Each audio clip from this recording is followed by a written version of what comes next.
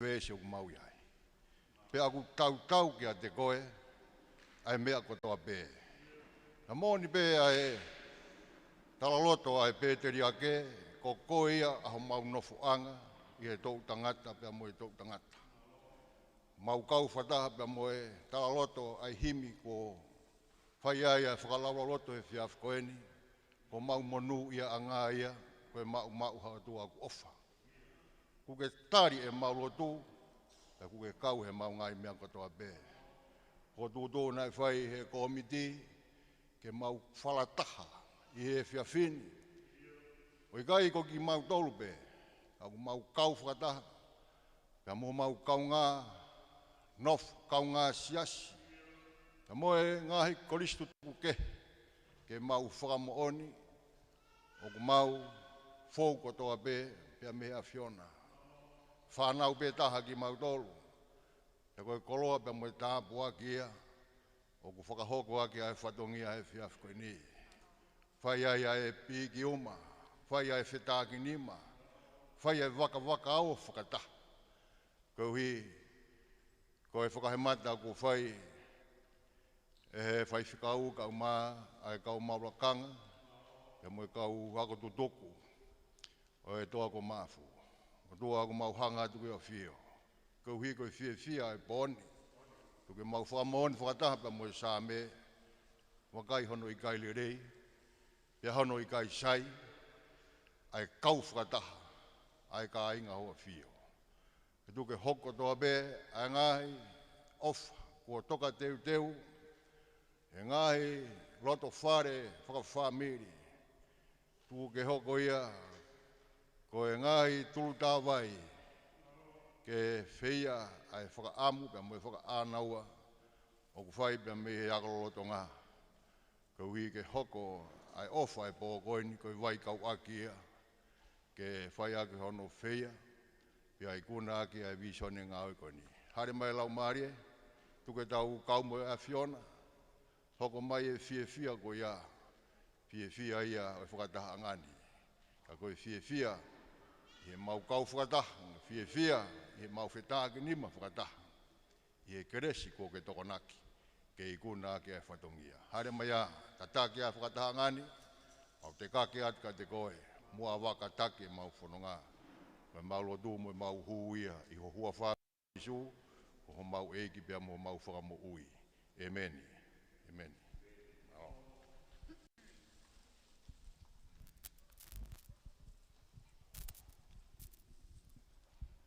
Whamalo atu o whekau hono tataki lelei e tau he whiawhini. O kou tuu he whiawhini ko e talangofua. Ne whai e mau ki pōpō talanoa ke teu e polo kalama. Pia nau tuku mai ke te au ke u whai e whatongia ko eni ko e lea taritari. Na e kehe ngaha iongo nā kumau. Nā kuongoi e ku tae pau ia pe toton kwa ke u whai whatongia koe ni. E taim tatau nā kuongoi ku whia. Whia lahi koe uhi koe whainga maali e ni ko mau ke uto e whoki mai ki api. Pea kuiai e manat off ke tupu anga. Ke mātua na nau wohi ake ki tau tolu whakataha. I he api koe ni. O tau tutupu hake o tau mowete ngai wheitu ke. Kau toi o mai ki tau tolu ki apini. He whiawhini. E he a koa mo lotu. Koe whiawhia anga o e whine motua koe ni hono o mai e whatongia ke taritari ki mautolu. Koe uhi koe kau ngā api o e ki au loto pe koe tapa whā o e ki wheitu koe ni. Pea o kou whiawhia lahi ke taritari koe ke lep makau whaki. Maloho o tō taimika ke mea mai he whiawhini o whakoloa ho mau ki holoni. Pea oku tāpea ngāri he koe tō taha koe ke tataki. I he tapa kehe, i he siasi, i he whonua, i he whamiri. Pea kia e whia ma wahi a te ao. I ho mea mai ke repi he whiawhini. Ma whana hokloto he hanga kia te koe. Tari e lei kotoa ki mau tolu. Lute, ko whia ma upe sio ka te koe. Ko he whae koe o ke whamanat ma upe ka te ao. Alo saline. Pea koe uhinga ia ma whana. O e whiawhini. Tau manat ke kau whiwhini o e whale lot longolongo. Afu, lo saline, lo sana, mafi. Ko kau whiwhine ia na nau. Tō e ngō e matalai a kau na nau le o matapā. Pea uki ai maa whana he whoki mai ki apini o hanga atu. Saluni, maa loho o kei mau iwi ke mea mai o kaumo ki tau tolu he pōni. Pea he whoki ki a manua kau ola. Pāpani, mo ki mau tolu kau tangata, whamole pehe kulau hingo a kako, maa whana pehe hanga atu ka te ki mau tolu. Ko iai o kou tali loto, whia ki mau tolu, loto maa whana. I he whiawhini, pea o kou tui pe te tau mau e whia. He tataki tau tolu e he loto, pea nā tau lotua ko toa mai e whiawhini, ke tau kamata lelei.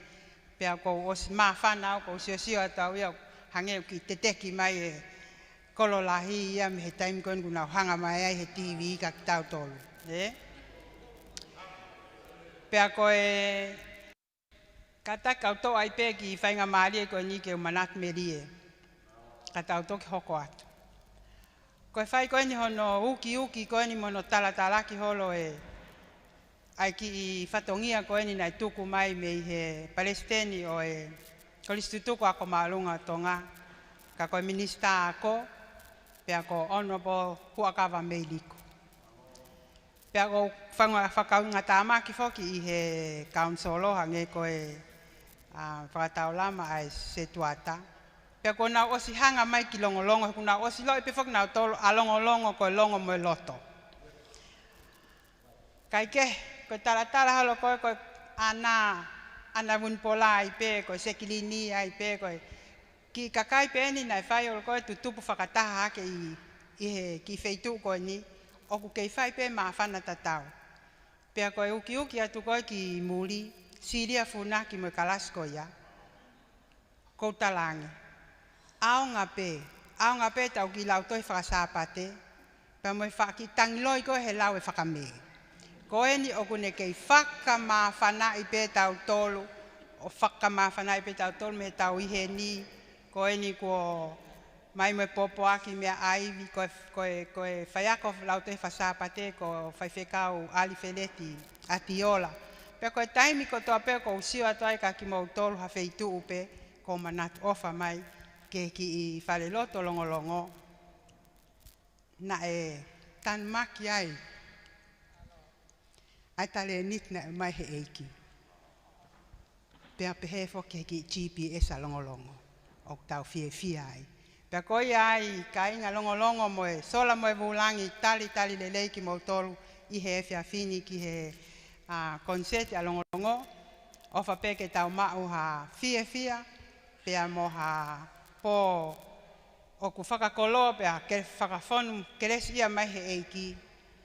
Kai hoko atua e tau konseti koe ko mau mai e tahine tau olunga.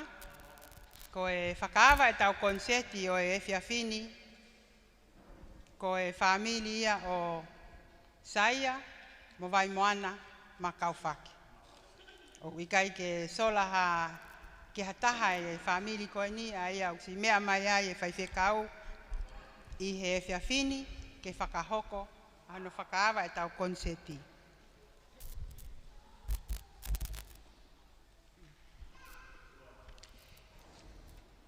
Ko kole mai pe hoa o ke lepsi i ke u whakahoko atu e nau tau olunga. Kana o si maa upe ke ne hao o whakahoko atu. Koe ai, koe family koe ni, koe lisi ene family, o saia mo vaimoana makakau whaki. Ko Simeone Tukia, mo Talumani makakau whaki Tukia. O mo mea ipe ko Simeone, koe paionia ia, taha ia o yongo paionia me Longolongo, ki hako maolunga Tonga, ai na hue tahaiwa whāwalu. Ko tangata o la kepa niu mei tolu mo litia ma kauwhaki niu mei tolu.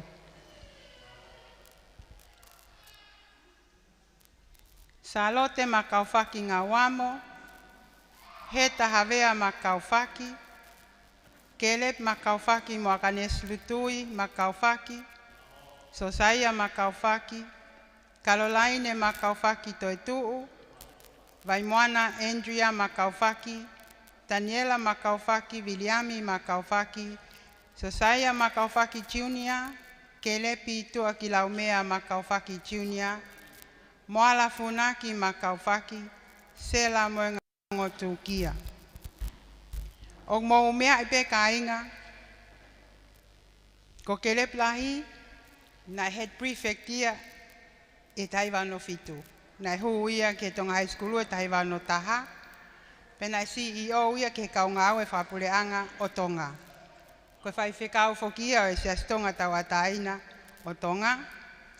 Pea oku mauhoa ia mo toke tā aka nesu lutui ma kauwhaki na e huia tahiwa no wa. Pea taksia tahiwa no walume o no hiwa. Pau mou mea i pe koe toke tā koe ni o tokoni lahi koe tau kainga Tonga i New Zealand.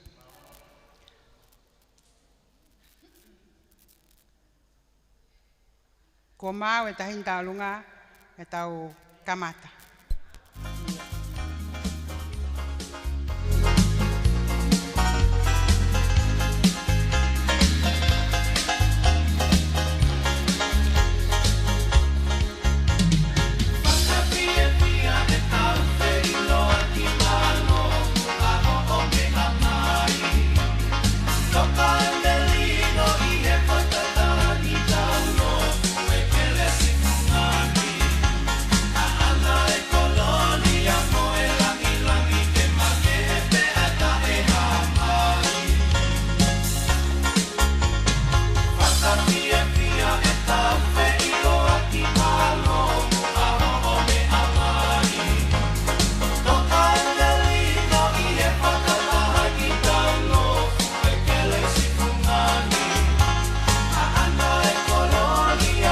Malo.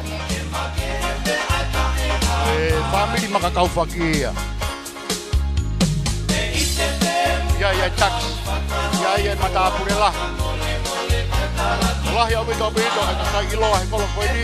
Tapi he ma family makakaufaki. Ya ko sa kau, to ko kay mini. Ana tamay ay makakaufaki family. Malo at ito kay kagi New Zealand. Anes na ada my family. Malo.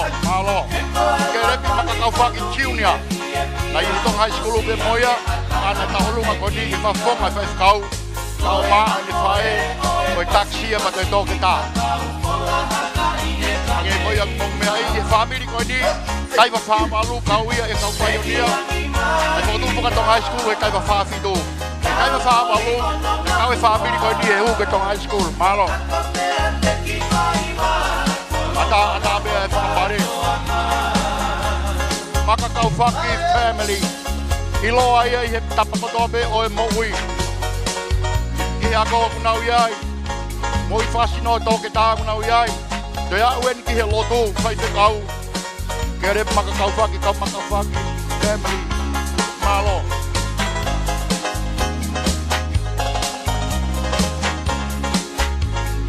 Ka ngata fokai the family ko ni the family support ia. Ya ko ngai te hina ko ni fai te kau. Kaya na sport ito high school. Ihelere I akapulu. Ko mala e ko sipoti. Na ko sport be family ko ni. Kawai pa fai te kau kare makafaki sinia. Kai na matabule lahi, toi ba inga pe ia ma toi support ke Tonga High School. Oia, o kui kai ke hama familia ko ni hame. Ka me ke whakatau kanea, ka himoa to kai ki ai, whakatau manau kui ai tonu me familia ko ni. Kia koa kore lei, te toke mai ngā, ma koi whakasino, na ulawa ni te familia ko ni. Malo, malo opa.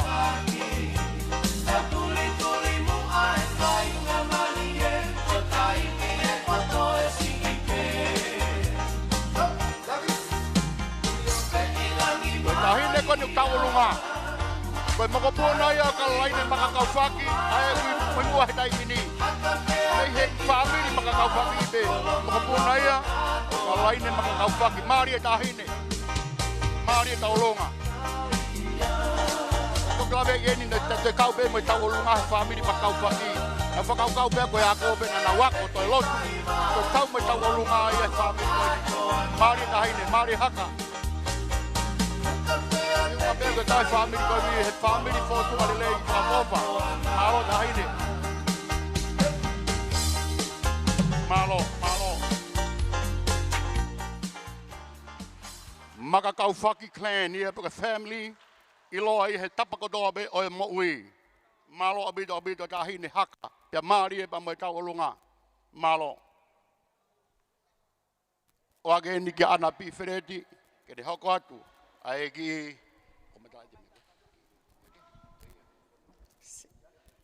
Malo au pito. Kore pe mua ke hufanga atu. He tala au whaki kakato. Ka mata aki ai. Fia o e pōni. Ka mau hoko atu pe hono ui atu. Ka taki. Ko ho o maau pe. Kau koristo toko. Oua mo te tau toe tukuangi ha taimi. He kuwawe pe taimi. Koe alwen ke hoko e walu. Pea koe palani o e pōni. Koe ne taha. Koe tālunga tāpunia. Pea koe ia o kore atu ko ho mau pe a koristu toko. A kore ke tā mea, ke kātaki kai tātā mai pe hawhasi.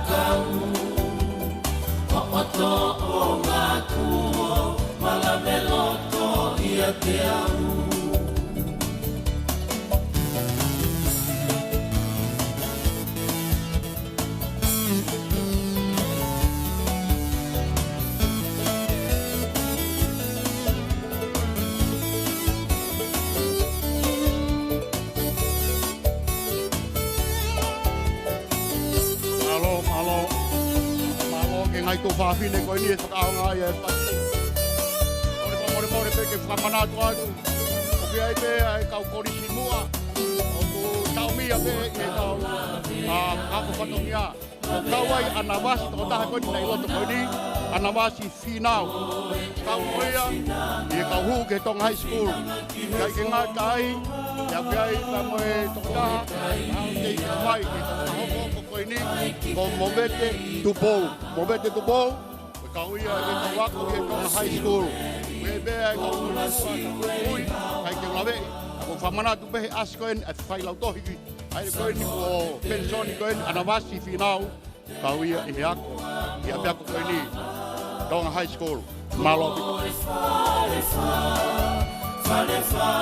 Fare mama Fai mata tau ataina O puke manongi pea e lau i kuonga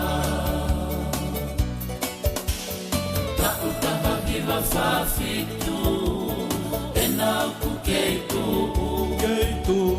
E ikai peke ngalo Koe i hei kumana tu Ai tonga hai Whai anga o e lau kau Ko o to o ngā kuo Malame loto ia te au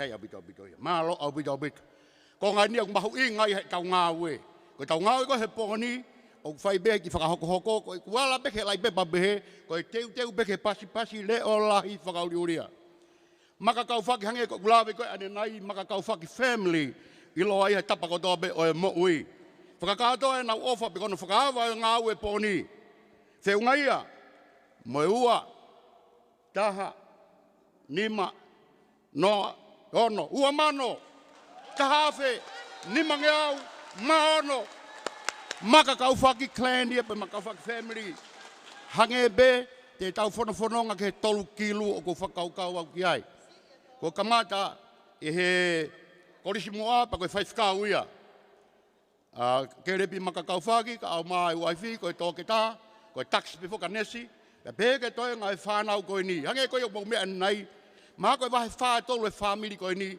na ako katoa i hea koe wheunga pe ai tau olunga e koe pa moki nau tolu. Malo abito, malo e ofa pa malo e tokoni. Kore mai whakahoko mai pia virikoka, o virikoka whoki o ne malu i mosea koe koe longolongo ni. O atae ki matapā he tawhaaki whakatoke lau. Matapā ke malai aka pulu ko ki mautolu, o ki kai ke mau hao mau pākingi. Me atu o huu mai miai, o ku umulo pe mama, o ke pākingi he malai aka pulu. Ko malaka pulu ko ni ko malai o Tonga high school. Ko inga ko sea ko virikoka. Pe ko iai kau koristu tuku me atau ho me alere ai. Ko fa ko mai virikoka ata be malaka pulu malo abito. Malo.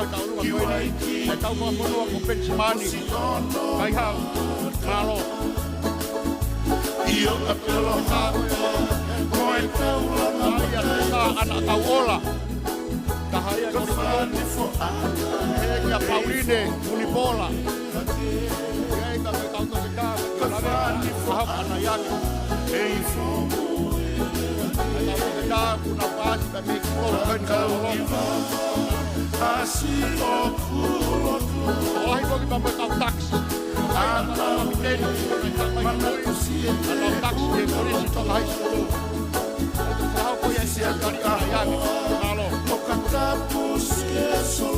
mea mo tokanga ki ai. Ia mea tokai skulu. Ilo ai a matai whika whā. E whā i hai. E whā i mata. Ia mea whamiri longolongoni. Whanau ko whā be. Whamiri ko ni wale. A wasti ben walu. Whanau ko ni na ko whā be. A to whā ko ia. Tonga hai skulu la loa. Whanau ko asini pata tau mua. Koe lahi ai ko toke tā ana ka wola. Toko whābe, tonga hai skulu la loa. Koia, kai ke fuou e matai whika whā ia. Ke toa koe ni. Koe whā i hai ia. Whā i mata. Koe whanau e whāpiri ko ni. Nānau tonga hai skulu. Ai whāpiri ko ni ko tō whā koe ni. Koe lahi ka kai te te. E toka hoko ate e kari ana ia ke mālo. Le vai malanga.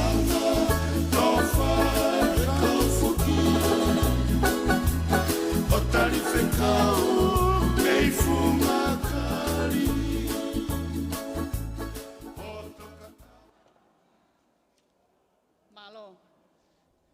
Whamore pe kau koristo tuku. Owa mua e tuku wange haki miniti ke more. Ko mau mai e tokoni me Dr. Raylene Latu e sau. Mo whanga makapuna o manta. Finau ko ako tutuku ko Sosifa mo Matila Hockland. Ko e paanga e tahafe.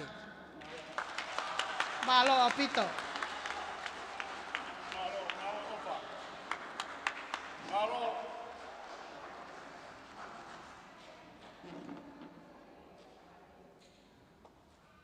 Ataki ko mau mai pe.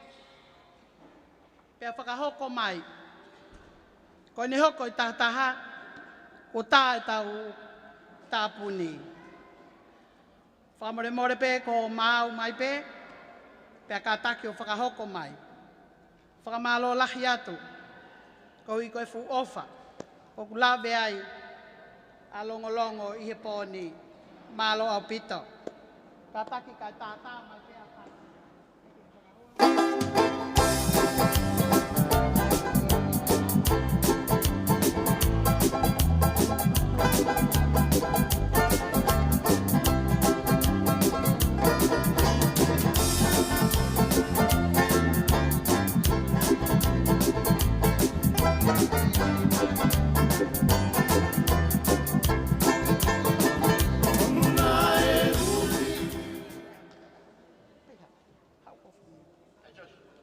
Malo apito te u whahoka tupe ki ofa koe ni, koe ki ofa me i Australia, me i Disney tapa. Oku momantu i pe a Disney na e proxy tax, home GPS a longolongo, pe a oksifia fia, ke tokoni mai i he fia fini ke concert a longolongo, ukai ke ngalo. Kai ke ngalo ai ene lava me GPS a longolongo ke Tonga High School, mo ne tokoni, koe paangai wafe. Malo Disney ofa atu kia mo tolu katoa. Pako awen te ufai pe fai talunga ka ai tokoni a Disney ia e fai talunga pa.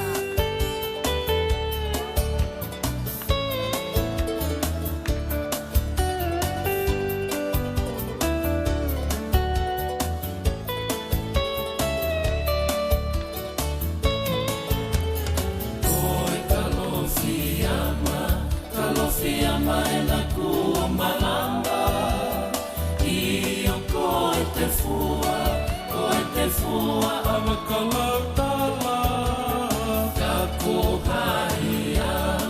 kohaiau ke whakamatala Ai mai moa ola, kuola pe atu o mounga Ilo e hapuna ke moha amau Ai te ki whaiva ai pai ni motu Koe toka i maananga whakano au Talu mei moa hono whakawhona Malo. Ore whamore be tumau be o te mo mamahe, Koe whakahoko mai pehe e whai ako koe ni e ana wasi. Na e lava a kau atoa, na e lava a tisini. O taha koe na ana kau olunga, ke taipa fitu ni maa na e lava ia te whai ako koe ni ke Tonga High School. Malo kau atoa, malo ni e opa pa malo e tokoni. Malo. Malo. Oto o ngā kuo, malameloto ia te au.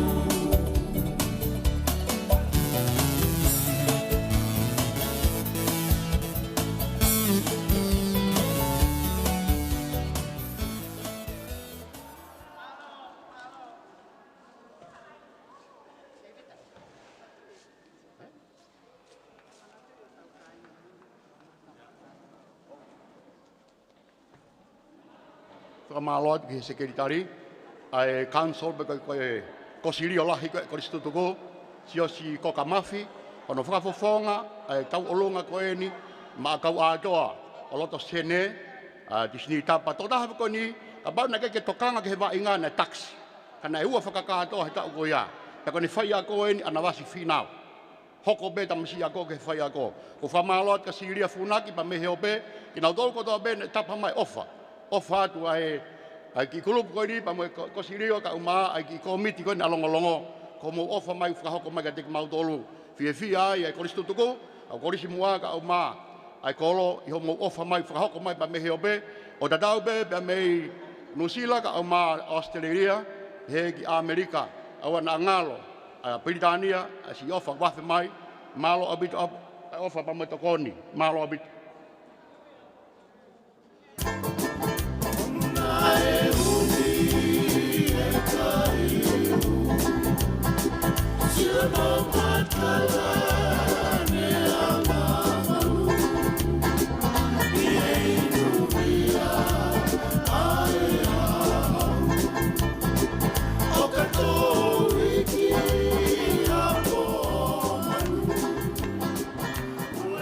Taki ko a mai ke te pire a tāpuni a kau koristutuku koe ni.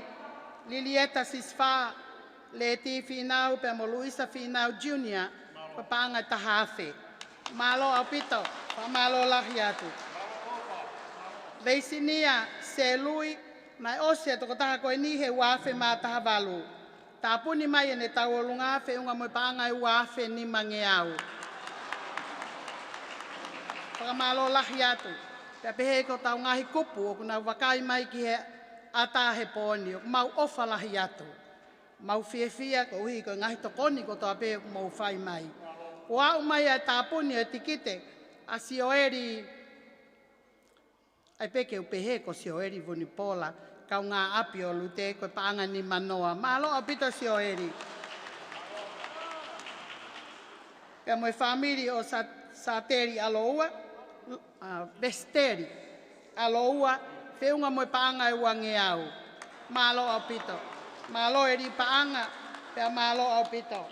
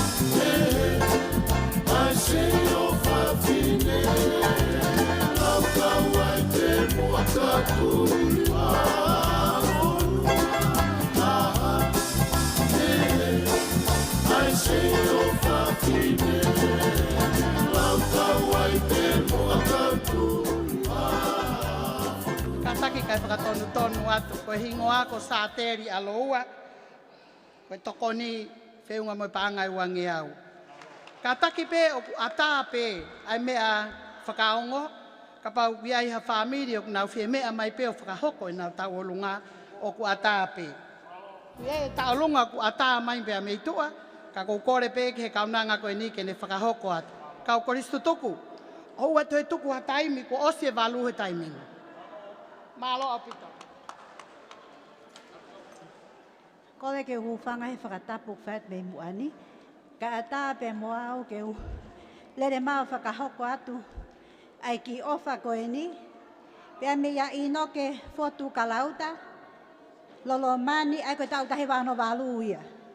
Lolo mani kalauta tahi wafitu ono, ana kata whauonuku, wafe uanoa, pea whakawat pe kea pinomi nai tu pone kataki. Pea koe nau ki teki, koe paanga e wafe, o nau ofa lahi mai ka tek moutoi.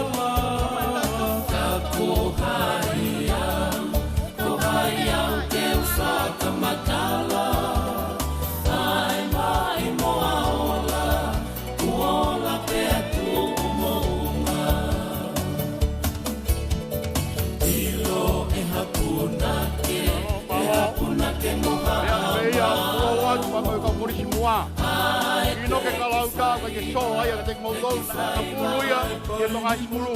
Ora ko me fide ni kune tonga hoka. Ai e pia ko o e poni. E ko na wi muri. A ba be na ko fa. O ia ka na ko fa e a pia ko. Na mo na fa e na mo fa ke so.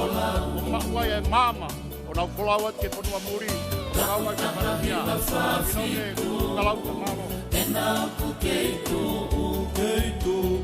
e kai te ke ngalo koe i he kumanatu ai tonga hai whai anga o e lau kau o oto o ngā kuo malame loto ia te au.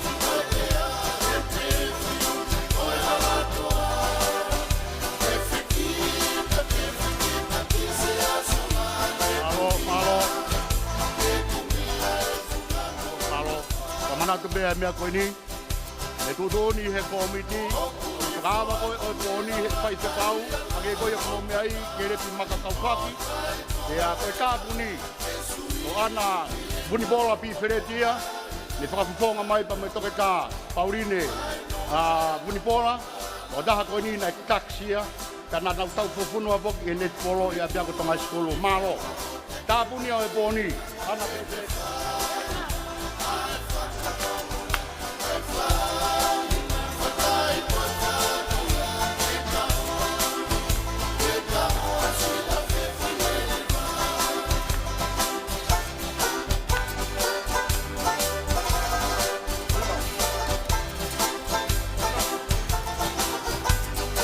E o kore whamore atu.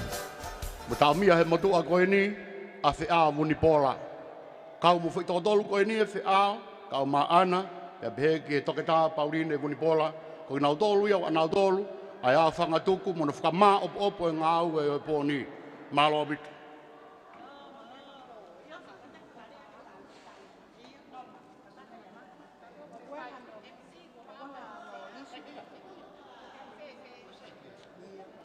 Malo, tau hoko toi pē ki he taurunga koe ni mau mai. Noma mafi. Oh ya, we.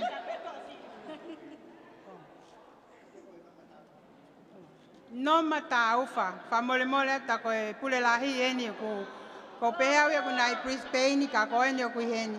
Whakamalo atu si o au tonu mai o mai e ofa anoma. Pea koe ia ai koe. Taine tau olunga pēni mo e tamsi tau olunga i he te pire. Ko e teki mo e ofa, wa o mai, me anoma tau wha. Tola wha afe. Pasi ki ai longolongo, pasi pe mautu mai o tau olunga ki e kia. Maloi ofa noma. Maloi manatu mai ko tau ngai turi ki.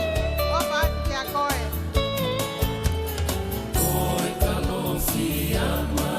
Kalosiama e na kua malamba I o koe te fua awa kalautala Ka kohai au ke whakamatala Ai mai moa ola, kuola pe atu o mounga Ilo e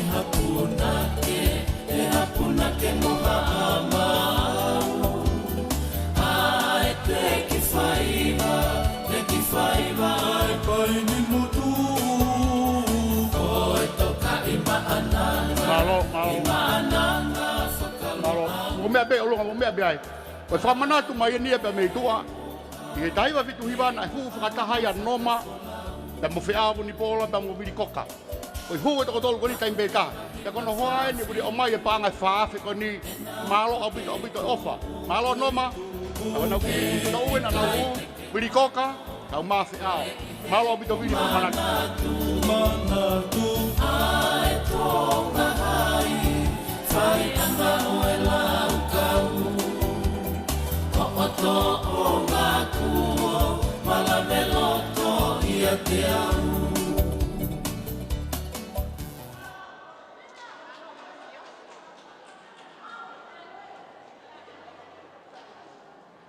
Malo, o whamalo ate kau whiwhine koeni. Ono whakaonga e whasi o pōni. Malo abito. Malo si ofa ki he whae koeni. Ai tonga high school. Lawe I be mo tua koeni ku taulahi. Ai te keike awhi mai ha whenga ia. Mai tonga high school. O ia ia ko fia. I awhi mai e whewhikau o I wāhenga. Whewhikau si as ofa moala. Ka au ma ai kau tangata I he talasit e siasi. E ke whewhikau me korisimua. Ke repi. Ke whaihana whakalangi me whakanginge o e pōni. Malo. Koe ki tau olonga e ni o tāpuni mai. Koe tōke tā tahai ni kau tōke tā koe whanau tā mai a kolokoni ko Longolongo. Ko sione ka whoa a kau ola. Lawe I be mo tua korina e tau olonga ia I hala o wawe. Kau whiama upe ka whoa mau api he ni whiunga ia. Pea moe paanga e tahawhe. Sione ka malo atu. E ka whoa ki Australia, malo e manatu mai, ki api. Malo. Ka tak whongore more. Koe tau olunga koe ni koe a ino ke whotu kalauta. Taiwa ono walu, lolo mani, I he taiwa fitu ono, pa behe kia ana, I he wafe wanoa. Whiunga whakakatoa ia, pe moe paanga e uafe ma whaua. Wanoa whaua. Malo. Malo kalauta.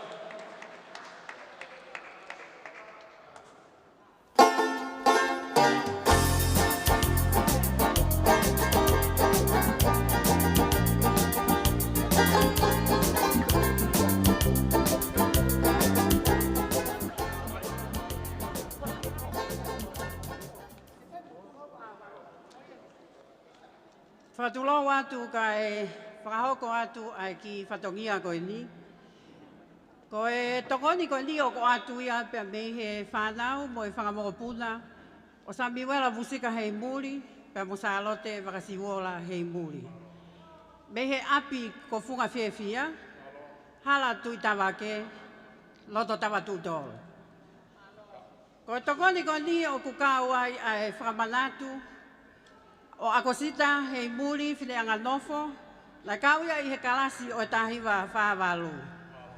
Ko lawa mai ene a Akosita pa mei he apiako teo o nuko alofa, whakataha pa mo e tokotolu kehe, ko ti moto e katoa, siwa horitei whonua, pia mo Simeone Tukia. Ko na lawa koe ni pia mei he whaiako tāla, pia mei he toa ko maafu, aia na iloa ko lata tuitupo. O ko toi kau whoki e whamanatu koe ni a Epeleli Wakasiwola hei muri, me kalasi a tahiwa ni manoa. Lavinia Moala Folau hei muri Ufprem, kalasi a tahiwa noa.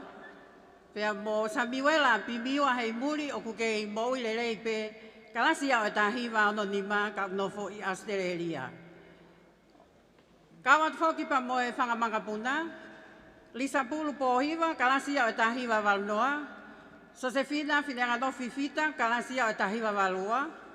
Salesi Misieli Fineanga Nofo, kalasia o tahiwa valnima. Sione Topui Pulu Junior, na Pekia, kalasia o tahiwa valuono. Marcelina Rose Ufkrem Hapai, kalasia o tahiwa valvalu.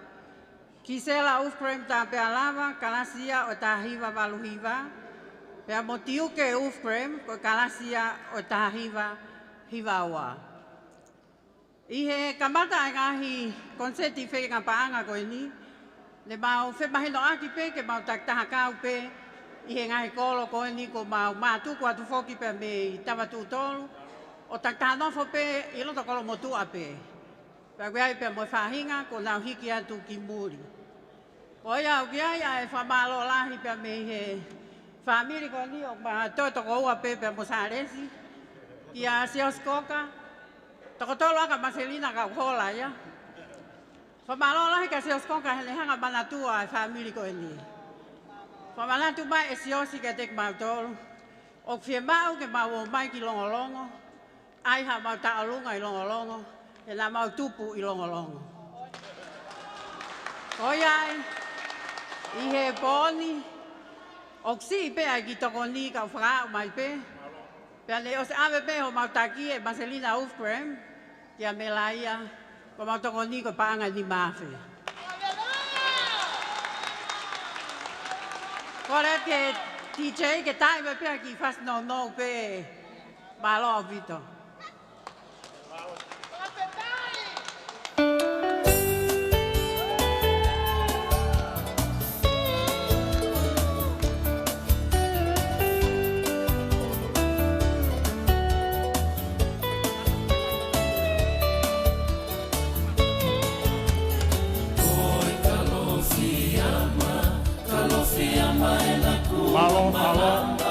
Malo Lisa, na ulawe ane nai, ke family makakau whaki, ke koloko ni. Pai ua aki, ke family hei muri, family makakau whaki, ke family hei muri, ke ngai family ilonga ia koloko ni malai oi ako. Kamata ia ako sita i kai wha malu, ki berne tūkia. Kau na tohe pioneer, ni awana e fotu e taku whawhitu e piako. Ako e tokowen at mi longolongoni, sita hei muri. Toki wa'awa atu ai ke Ufkrem. Ya koe ni, ha'awai ai ofe fine koe ni, whonga mai. Malo. Kai pai ni motu, koe toka i maananga whakalo au. Talo mei moa mo whakafolau. Taku tahahiwa whawhitu, tena ku kei tuu, kei pikai te kei ngalo, koe i he ku manatu.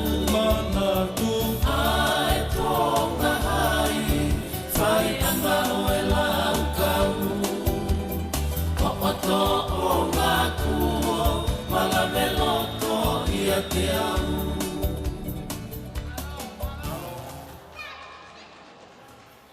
Ka malo karisa, si afe mai manatu ke kolo tupu anga. Ako peheni, tupu ake peheni. Tagaha ki tono uno he poni kori kai mai whakafofonga e whakalawa ia, e ka ulunga koe ni. Malo risa. Ake ulawi koe adenai, family hei muri mo e family makakau whaki he kolo koe ni, pake sola ia ke kolo koe ni. I he whainga tapa pe o e mo ui, malo. Ko le peke hufanga ngai whakatapu o sono a whaki, kai ata ke ukau mau he mawhana he pōni. Ko ki tālunga koe ni, ko tālunga i haku ofa a ngā, neongo koe hau ia me ngere ia, ka ngere ia pe pakau e pe mo Longolongo. Koe motua koe ni, ko talaias tā ufa na e hui ki tonga high school e tahiwa whāua.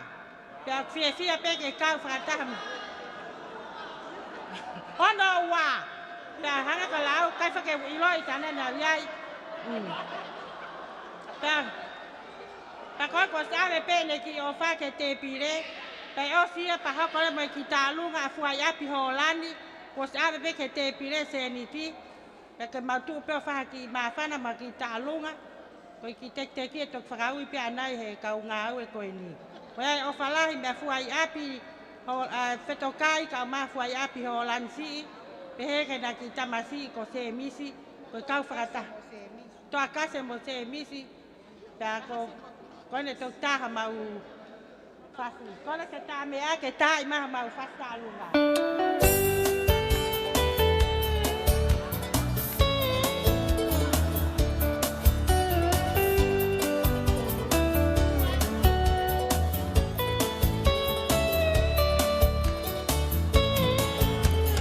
Koe kalofiama e na kua malama. Koe te fua awa kalautala. Ka kohai au ke usaka matala. Ai mai moa ola, kuola pe atu umounga. Ilo e hapuna ke moha amau. Ai te kifaiva ai pai ni mutu. Koe toka i maananga whakalo au. Talu mei moa hono whakafolau. Taku taha hiwa whawhiku, e nau ku keitu. Ke kai peke ngalo, koe i he kumanatu. Ai tonga hai, whai anga o e lau kau. Oto o ngā kuo, malameloto ia te au.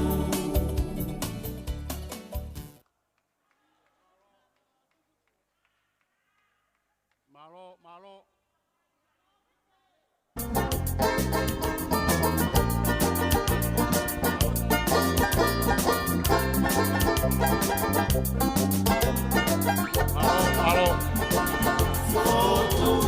Kamanat mai biri koka, tau taha ko se misi Holani. Se misi Holani na hu moia taiwa fitu iwa.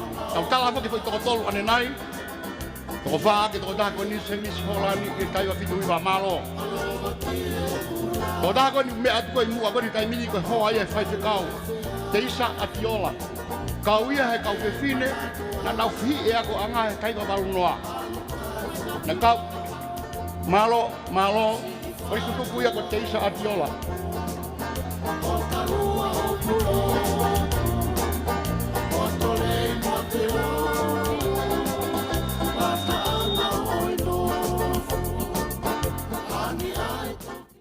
Kore whamore be ko winga ko taimi.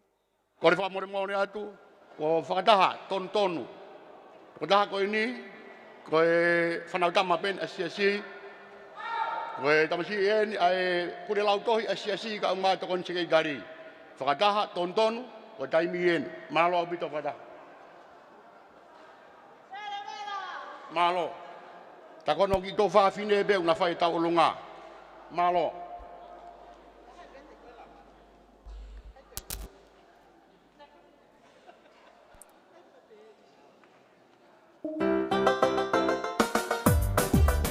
Maria. O makaulo tonga ngāui he savea, ma umano whakailonga pa me fisi, na kau whakamaka i he ngahi wa sipoti pa me agapulu i lotonga e ni kei ako. O tui ka pana ke tokanga ke agapulu, e taki se haka. Oia,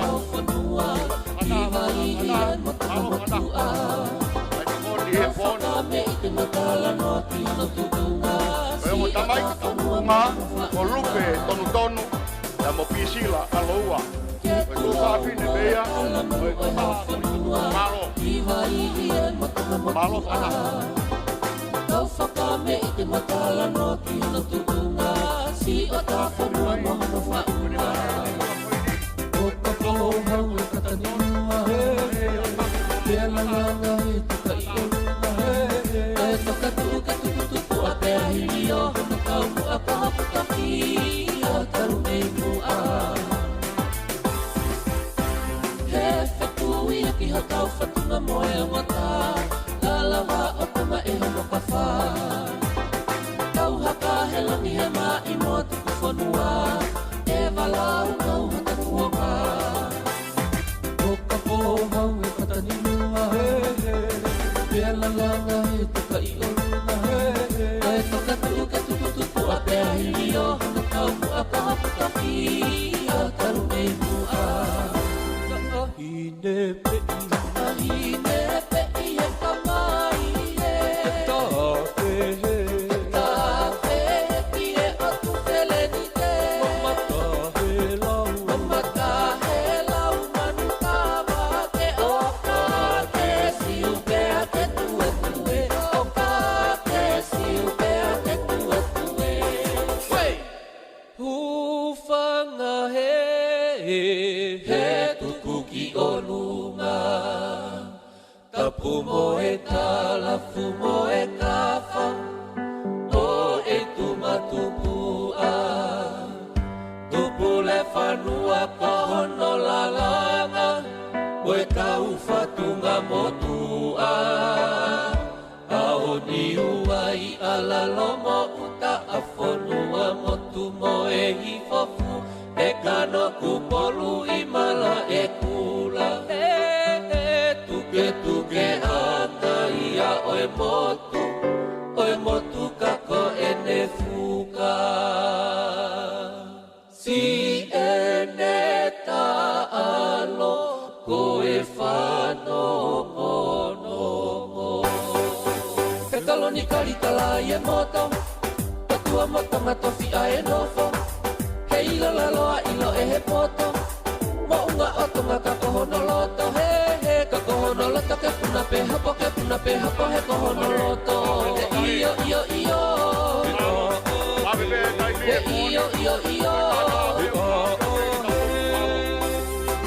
Na e whakakupe a ane whe E whakatapui pe toi vete Tuku whe mua hatau e whe ke tautoki tuki haa ke he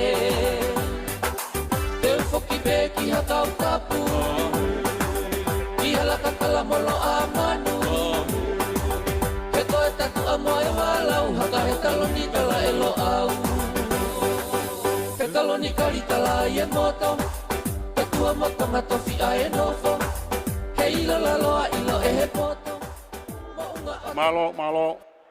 Malo ka pisila ka au malope si i tontonu ko ia ko whakafofonga e tau alonga whakadaha tontonu malo kadaha malo lupe ai tokon pa mo ofa tuk be mo ke whakakatu ofa koni ko e tau lunga ko ia anno mamafi ane nai na whakatek ake whaafe na doi ai pa mo tokoni ki ai ko e panga e te au hongo fulu mawha o re maua e fika ko ni ko e whaafe te au hongo fulu mawha whata tafa Talunga koe ni koe pe koe whakawhiawhia na whakahoko i he vusika he Heimuri family. Te unga ia hana whakakatoa pa me toko ni maafe te au tolunga fulu maawha, ni madaha tolu wha. Na iae ki whakameite na whakahoko e tua whewhine hen e re polo koe manatu ofa be kono Hispani dia kui muihena na hu ia he tahiwa ono ua. Katoa atala yasi taufa tā paita tauwha, foi api holani junior, te unga ia, mo paanga e wafe, ua ngeau tolu noa, ua tolu noa, pa malo. Kore ke tu fefine ko ni, ke lava mai, malo. Ko le pe mua ke hufanga he whakatapu ko kamata aka katoanga o e whiawhini, ka tuku pe mua ke whai pe hatala loto ko hiko whiawhia. Ko tua e whine motua ko ni, ko hiko tu ngā whare o pita mo se maloa, ai ake nau tolne ako i Tonga High School. Ai ko sisitahia mau tolua aka nesi, aloa le isala na ako i Tonga High me form 1 pe ke ne osi, pena ane huat ki si atou tai, pe a ko mea fo kia hua ai Tonga High School ki si atou tai, pena e taksa aka nesi i si atou tai. Ko e ofefine pe e taha o Silvesteri aloa, Maureen na ako moia i Tonga High School ka ako nei Amerika. Ko mele fatai ko ne ki tama Erina, na ako moia i Tonga High School o ko nei heni pe. Pa ko kitani ko te ki tama Sarah Lala, ko ia na head girl na mata pule lahi i Tonga High School e hiwa noa tafa.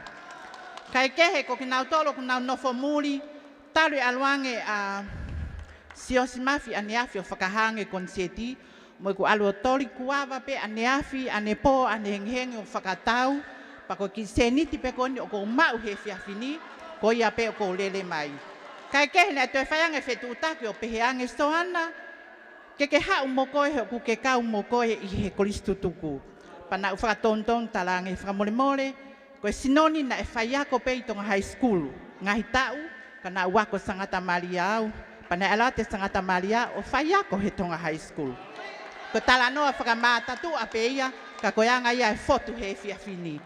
Pekai ke tala toa koe hae ola e tori kuawa, e tuku whalongolongo pe he te pile.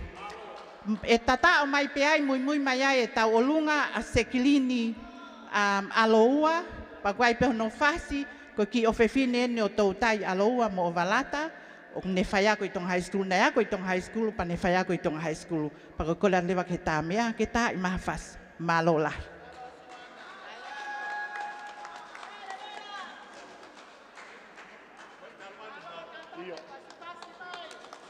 Malo soana, malo e manak merie. Tako na whaiako a soana ngai uwhatonga ina whaiako i Tonga High School. Neo ngo bene no foi fisika ulawa mai be soana ki whakakato whatongia maro. Tai whais.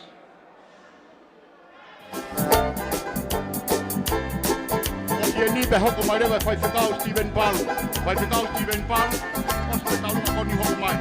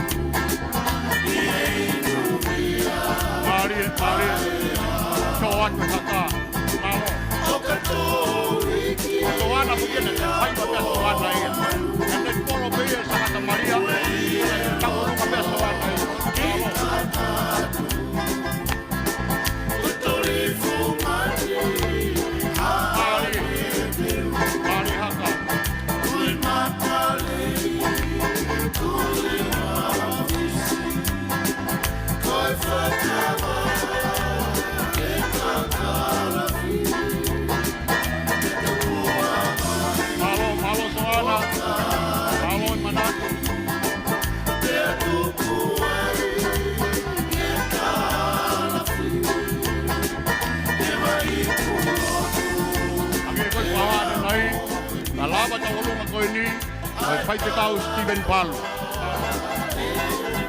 E hoko mai ki ai a vea Funaki. Hoko mai a Anawasi Finau.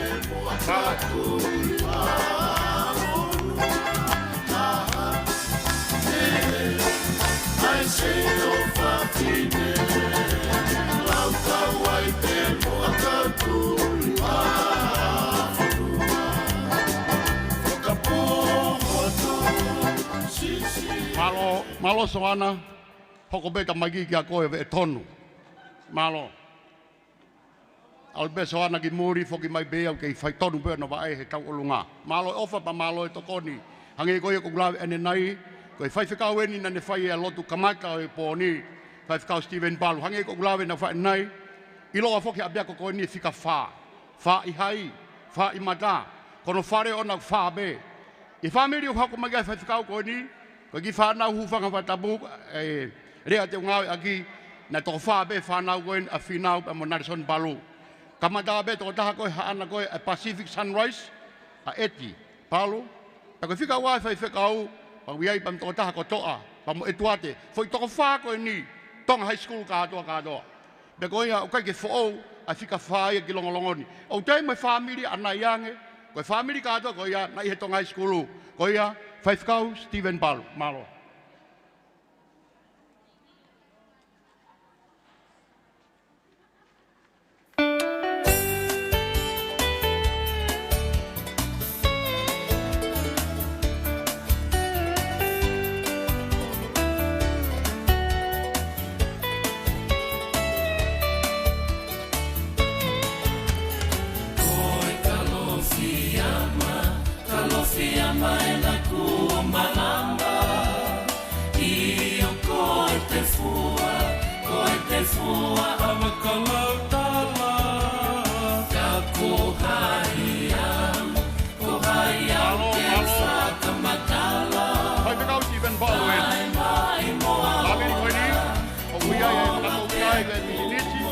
Iai mai whai te kau, ia kui muri whoki. Ai te hoa iki, ai e tuate, au mātoa, tonga hai si kuru kātoa. Ai te ki whaiva, ai pai ni mutu. Ko e toka i maananga, whakalo au. Talo nei moa hono whakafolau. Marie, o whewhine whai whekau toko taha be. O ni veni, te koe ni pai a te haka koe ni mua. Tawe taulunga kameria, malo kono taua. Te taulunga be a pide mui koe ni. Matapu rene kuin chao te. Te whanau tamai e whai whekau. Te vene ki whanau tangata ka koe taha be a tahine. Taine koe ni mua koe ni ko kameria, malo. O whewhine ia e whai whekau. E leo o le toko taha. E ia koe peke poto pehe taulunga pe me ngahi ngāwe. Malo kameria. O whatu ki he ope, ki he whae. Whinau, kau mā e tuate pa me toe ngai whamiri. He ka eti, pa me toe ngai whamiri ki he Palu family. O ia e whawhawhonga i mai e kameria. Ta he ke toe ngai whamiri. Whawhikau, mā lomo e tula whare. Mā koe tuku fuafua taimi eni, ko sio ai ka whawhikau Stephen Balu ku tula whare. Neongo na tau hengo fulu tupu ene whaiako i toloa, ka te keke tula whare angataha. Mā lo whawhikau. Taulunga hoko koe whamiri funaki. Ko vea funaki, ko whakatua merie, ka mā heriki funaki. Ko ki whanau koe ni, koe nau si tangata eiki, na e peki ia ia he ngāhi kau na toki situ atua. Tō taha koe na e māma loa ia, i e korisko tupou. Pe ake whanau ia ako poto, o nau hūnau tōru ke Tonga High School. Ko ia koe whitokotolu koe ni, ko nau taimien ke nau whai ai tau olunga mālo vea. Vea pe mo heriki. Ka au mā a tua mirie funak malo. Uhi ngai a e kau whewhkau, pa more atu be, pa mo e kau korisi moa, unau si tauanga ai, au te gai ke tautaha, ai pekia, ai tamai koe ni. Ka mā malo ai e korisi ko tupou, tai tus funaki malo obito, vea.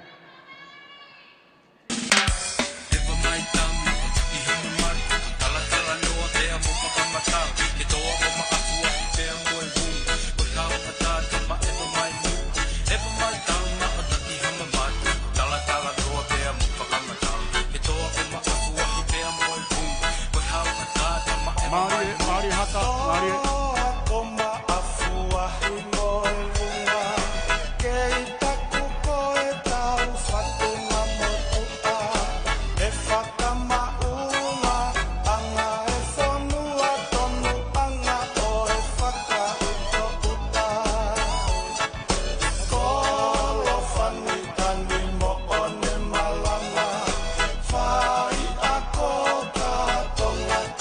Malo. Hoko mai tau olunga ia. Tau kaongo te hoko mai kahata. Koe nia ko lahe tau olunga. Malo mawhana pa malo ofa. Tua meria kunaki. Bea kunaki. Ia behe. Ia heriki kunaki. Malo. Leo ngoi mama o e tamai. Tau kei loto pea dea pa mo. E kora takato e patomia koe ni. Malo.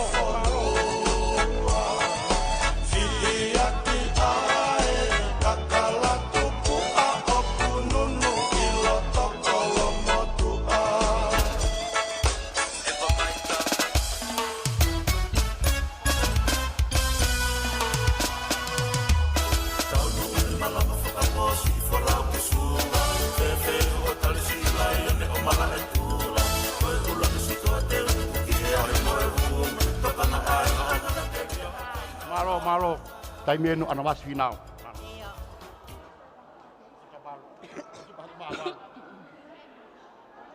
Ko kole pe ke hufanga e whakatapu, kai tuk mua ke hawa te whenmotua koen.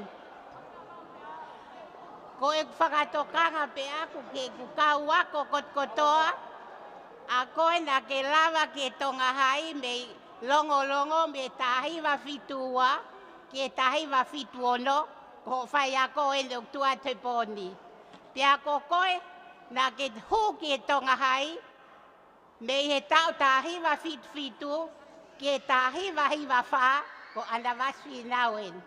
Ko ene tau o lunga, ko paangai taha. Kono tekteki, ko paangai taha. Ko whinimotua masiwao. Aia ko ki whanau, ko au, mo kalistane whinau na ne pekia e tahiwa, pea mo asata whinau. Malo au pito.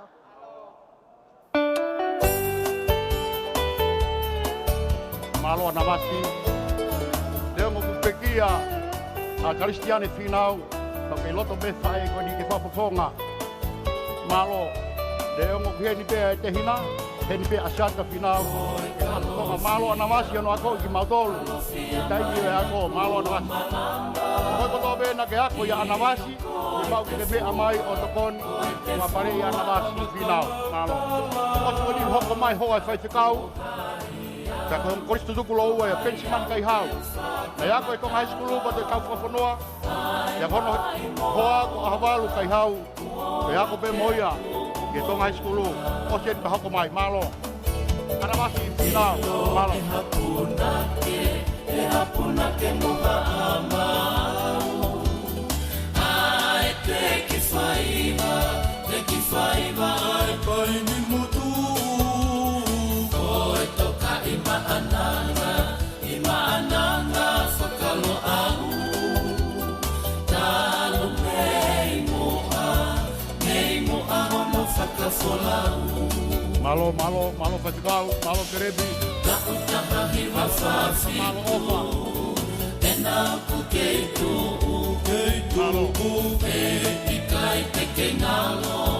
Koe i te kumana. Toko mai ki mui, nei mo ke tau.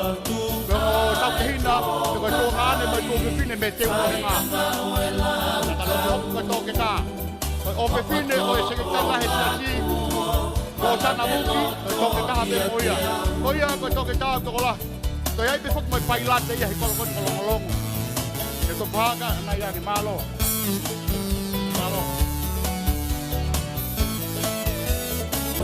Malo manu tawola. Ura ko ia e tonga high school. Kono hoa koe tō ke tā, koe tonga high school. Toi pure ako pe mo manu tawola e tonga high school. Malo opa, na malo e tokon. Ai ki helele i taha. Ai koula siueri hau haua. Malo. Pa malo ana masi ka mai family. Malo. Io ana pifreti. Malo. Malo mua. Malo e ofa. Pea malo e tokoni. Ko tau olunga koe ni. O ku kore mai he ui tau koe ni. Whamore more mua ana. Ka ke alu pe mua whakalea mai e ki tau olunga whakaofa koe ni. Ko tau olunga koe ni. Ko tau olunga ia a te isa, kaufusi, a tiola. Ko ki whine motua me i hahake. Pea nofo paea i longolongo. Ka atoa e whanau, nau whakaunga tāmaki he apiako ai siasi. Nai whai e Polokalama TV. Pea koe lea koe e to uako o te isa. Mea ko o whakaofo ofa. He fulanu koulana ke tui mai. Pea koe whakawhia fiako tatala e fufoi. Whakapūlau koe he lan pulu.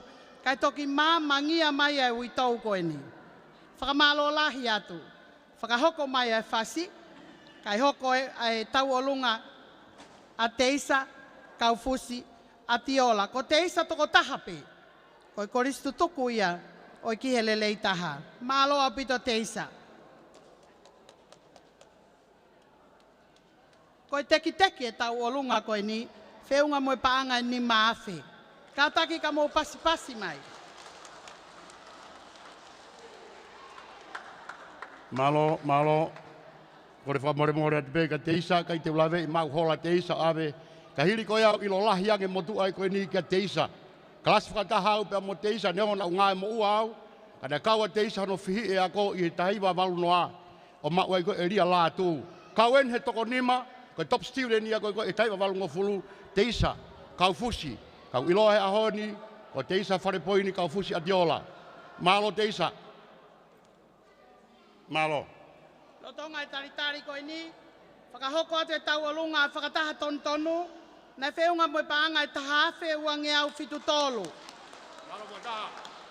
Koe tau olunga koe a Akanesi aloua, Maureen aloua, mo Sara Lala, Kaumasekirini aloua.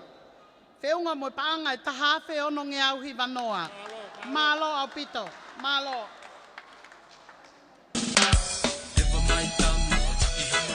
Malo, Deja Junior. Malo Sala. Malo.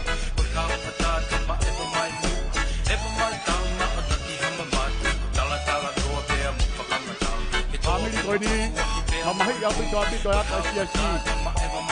Na e mahoa a Deja ke fai te kau ko ritio aliola. Te buanga e na mamahi e siasi. Ka ko tui ko Deja Junior. Ito e fokia ki tong high school. Ke train e Deja lahi. Heilo na hongo koe tax i tong high school wa taimi. Malo Deja Junior. Ka uma sala. Malo.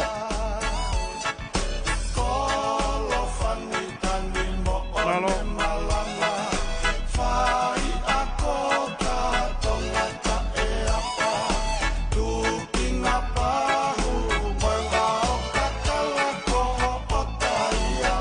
Mai, ai tau olunga, a pensimani, kai hau, ma ahawalu kai hau. Ongo koristu tuku lou aia.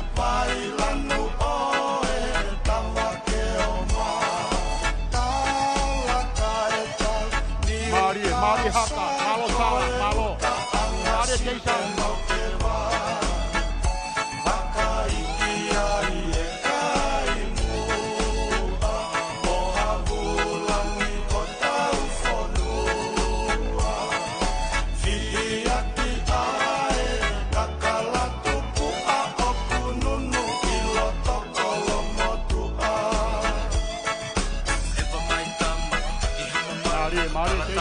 Mari haka, malo.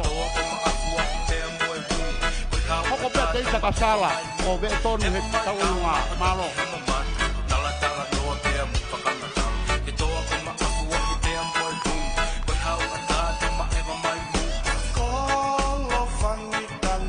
Malo. Koe tamayen a te isa Junior, Daniela, Yola, malo nela.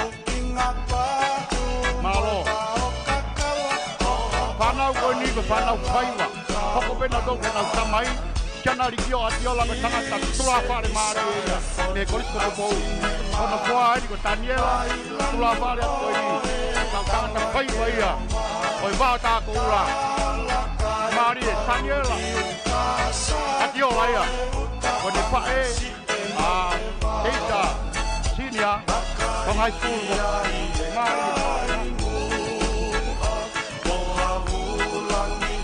Family ko ni, mo mahang na lalahin na laban na wang helawui ke from high school. Kaya pakahu beya ke kun salote.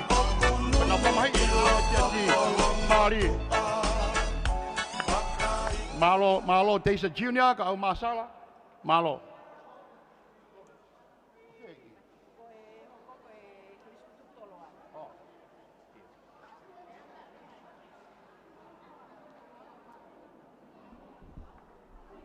Tape mo e awhia tua tau lotolotonga. Watapu ke whanau mo e whakamopuna haueik.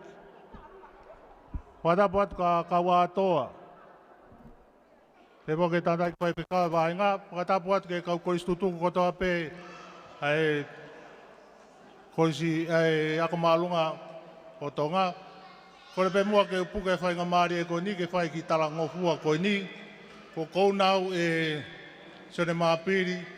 Ka maa sinipata tau mua, ke lere mai mua o whakahoko atu ai ki taolunga, ai ki korisi koe ni. Katak wha more me koe mau lere mai a matoro me he loto wao. Mau mai ki loto kolo, mau toki o ware matoro he ne lanu maa peheni. Ai holo koe o Longolongo e Whiawhini. Ka mau lere mai me loto wao, whafofonga atu ai whanau me he wao taa. Ugai e kau korisi mua ai, mau kore pe mua ke ai mai mua mau ki foi taolunga. Neo ngoko ki mau tolu koe kore wha more atu. Ko mau tolu koe ulu motu ai a ngai korisi. Pea ko mau kore wha more kai aki pe ni kapa te mau whala fuaki. Kore wha more atu pe ke whanga moko puna. Koe moko puna e na tonga hai, ko mau whalahi koe korisi tonga. Mau kore atu pe, tau katoa mua ki loto, tau whakawhiai, ai ako tutuku e ako malunga ko tonga ko kore atu pe mua ke tae mai mua e ki foi fasi ko ni ke tae ni taulunga na e toki osi ko e ni taulunga ko kore atu ko tutuku ko toa pe mo kata ke o mea mai ki mua ke tau whakameito o ai ki foi taulunga ko ni mai pauponga e koris ko tupou malo au pito.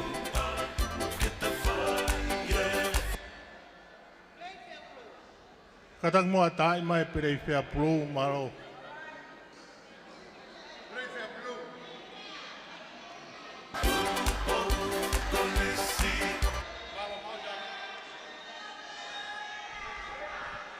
Lotonga.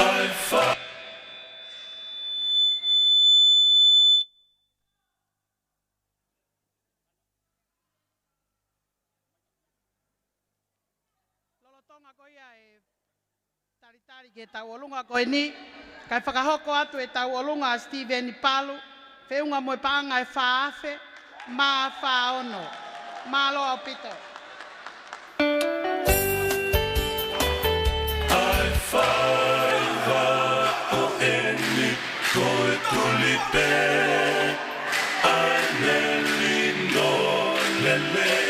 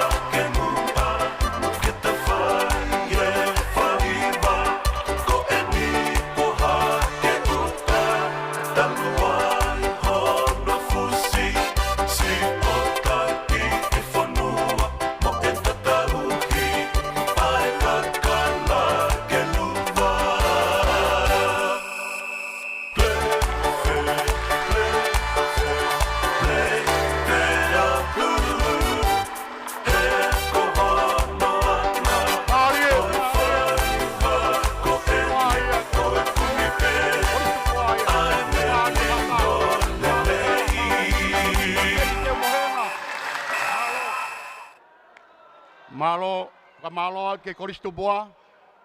Bata kola. Koristo tu bou malo abito toko ni pa malo ofa.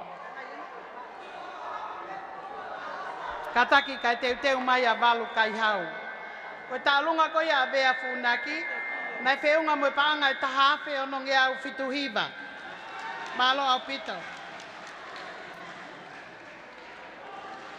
Ko tau alunga ko ni mo mea mai pe ki he kei form 7 ni ai kaunanga ko ni teu kene we whakamore more atu.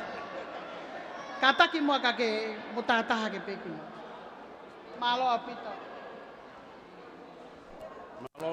Malo.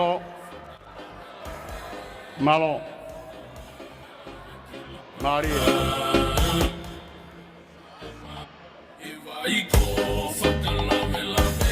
Malu kai hau, malo.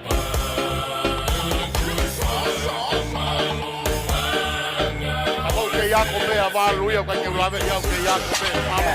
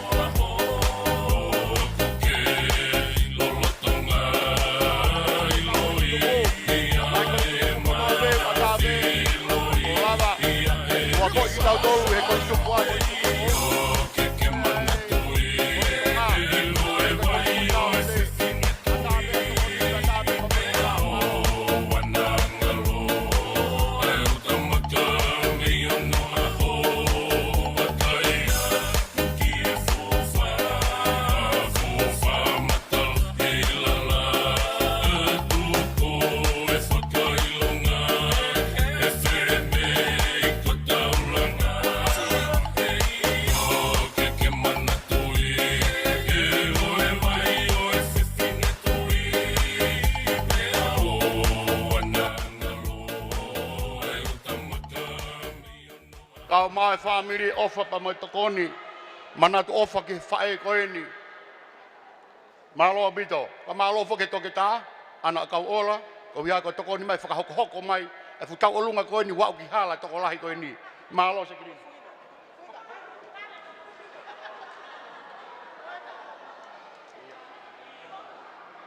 Malo. Koe family fifitain. Family koe ni, neo ngok mama oi koe nau tanta iki. Kana na wako i he tong high school pa nau ngau e whakapuri anga e ahoni. Family fifita ko fuiwa, fifita lavinia, fifita lapuka. Pe ke a Moses e fifita koe ni Australia. Pe ka mafi haapai fifita tualau o nai Australia. I whanau koe ni, koe nau tanta iki nei whaiako. Kana me miako ko toa be whanau i tong high school. Nei ki toa ka taha whaifuke. E ka maik whiwhini ka umahu nau ki tonga ane koen ko Mosese. O kui Australia, na wako ka dobe hea ko tonga high school. Ka koe lahi enia ke tiki nau tolu, ko fuiwa. Malo apu to fuiwa.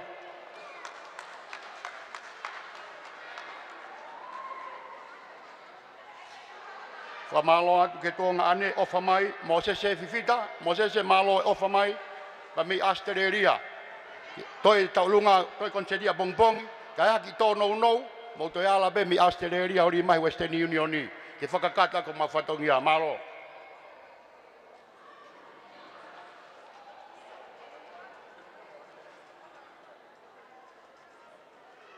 More o ke ikumi e whasi. Hange ko glavi ko ane nai, ko whakahoko ko e tau olunga, ko e toke tai au tokon mai ke matua ko ni. Ko e ta anak kau ola. Mahalo ke wahao ko bea no kumi o fasi ko ni. Pai ngata afo ke fasi ko maule ni tamat o takon pa.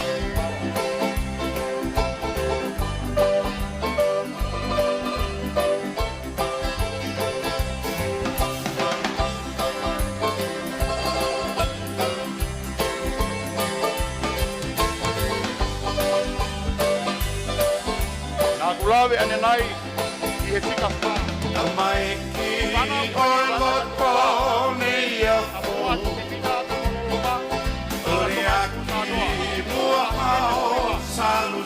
whako ia, a tonga skuka atoa lakia, i whita loka, ka meka mo sese te ho mapi, o whako i ni, tonga hai skuka atoa to whako i ni, maro. Ta mai ki o loto ne ia Toria ki mua hao salu salu Maria la. Ka mai ia loto nei a pu. O e alo i e kalalu O e ingano a fui he pea O malo ati a loloma, malo e ofa ki whalau, kau he whanau. Kau soko Malo, malo Kau kuiwa, lewa i he whangawhani ki malo nia, malo nia. I kai hoi te koe to Ake ko ulawe koe ane nai, toko whanau koe ni, toko whale whanau koe ni a poa ni, tonga hai skuka atoa. Tofa Rea ko tō mea tonga hai skuru, koe whare koe tonga hai skuru ki whawe. Whakahau ko te ko waka tonga hai skuru nai ane. Alaku malo E tua malame O toki a te kita E ulanga o puhane sitani Malo atu ki he Fifita family, ki he family Fifita, ange ulawe ane nai, i family toko wha koe ni, aloloma Fifita, na ulawa ka doa ki he tonga hai skulu, malo abito, ka malo atu ki tuanga ane, toko on mai pa mi Australia, ki tawalonga ai family koe ni, malo e manat ofa, ki tonga hai skulu, malo abito hoko mai, Ka taki pē kai whakahoko atu. Ai ola, ngahi taolunga koe ni, ko teisa ati ola, whiunga mo panga ni maafe, ua nge au ono nima. Ko unga tea whina ulahi palu, me sui palu, toko ni ki he au lola whituhi wā, whiunga mo panga nima nge au. Ana was whinau, whiunga mo panga e ono nge au, ono ngo fulma nima. Elisa peta mo i katonga sina lauri i tonga, whiunga mo panga nima nge au. Malo e tokoni pia malo e ofa. Kai whakahoko atu mua, ai tau olunga koe ni oku hoko, ko sione paongo, tau tahiwa walu tolu. Tupou lavulo paongo, tau tahiwa walu fitu. Liona paongo, wafe mahiwa. Siosiua paongo, wafe taha taha. Ana tupou paongo, kei form 4, siakini paongo, tahiwa walu taha. Whare aka lavulo latu selu, koe wafe mafitu. O kei ho tau ngahi kupu pea mei muri, o mō mamata mai he ata. Malo au pito e tokoni, pea malo e ofalahi. Malo ana ko mo me pe ko sione ko taha ne ka u takimua he tau kawako me longolongo na CEO ia he NPI. Pakapai ka ke a ne talunga ke tuunga ko o CEO NPI e pa ke whakalahi mai ke a ki ai. Pea ko Liona ko ne kitahine na house captain i kava. Pea ko siwa paongo siwa ko whekoe. Siwa paongo na e proxy tax. Na e ua ia i he wafe taha fitu ki hono ki toko ua pe ko maletino mafi. Siwa, hau ki loto ke hao kau he tau olunga. Ko ia ai malo apito sione, tai mai pasi.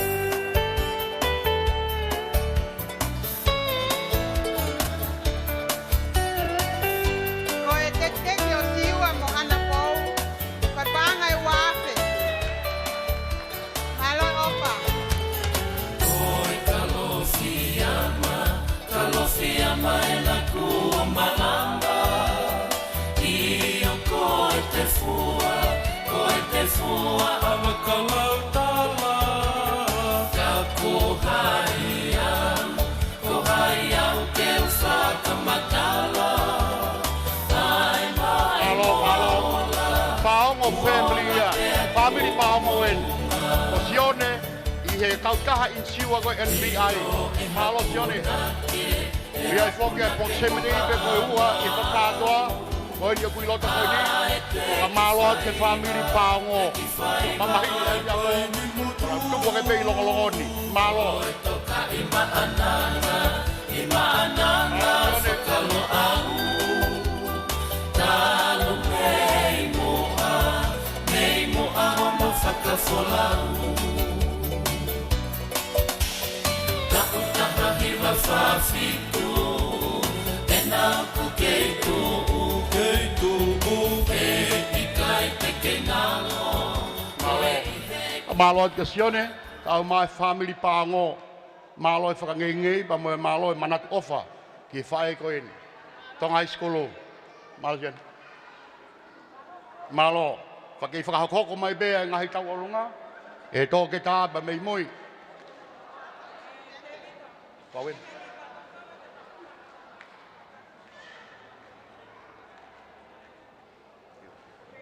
Whamore more atu. Koe taulunga koe ni koe, e koristutuku koe ni ko anavas whinau. Mahalo na ki misprint e mea, na talat koe ono ngeau, ka koe whika tonu en. Na whiunga ia, o kikai koe ono ngeau. Koe kahawhe, ono ngeau, ono nima. Anavasi whinau. Malo anavasi. Hoko mai.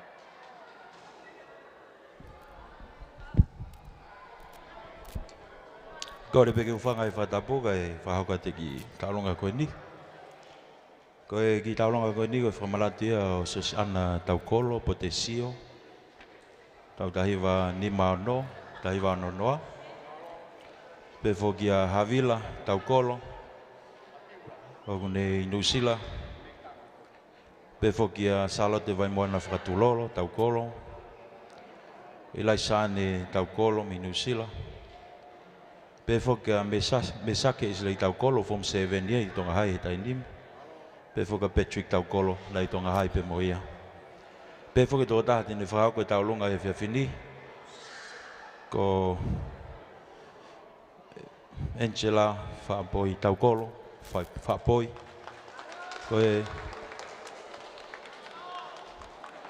Koe ki teki peo e taulunga e whiawhini. Mo whinga mo panga e ni mawhi. Malo.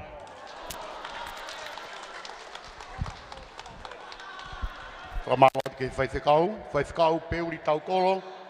Mone. Family Taukolo na ko ngalahi na nau he Tonga High School, whanau koe na piula. Whanau tamain ko whaithikau, peuri Taukolo. Malo abito. Tā e whaki. Malo.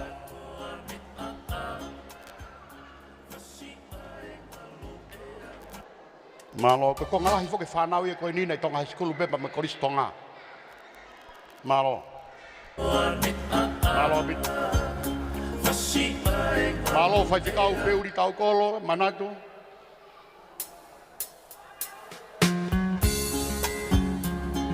Babe taimi, ore whamore atu be, e matanga ke ngai family, o ke mau ke mai hapau tau olunga. Kua bombong ko ke kamata he taimi te tau be, taimi fitu be ofi ai, me whataha i ka atoa ia, e ngahi tau olunga, a ngahi kolonia. Kua tākilangi, e behe ki kāpeta, e behe ki Longolongo ni, e behe ki tau itu haba ka otua. Adoa ia bongbong he kai mifitu beofi ai. Malo. Taukolo family Taukolo en. Malo. Mo me ai. Te ko paka ni mafe. Peuri Taukolo ia, fai fekau peuri Taukolo ia. Malo.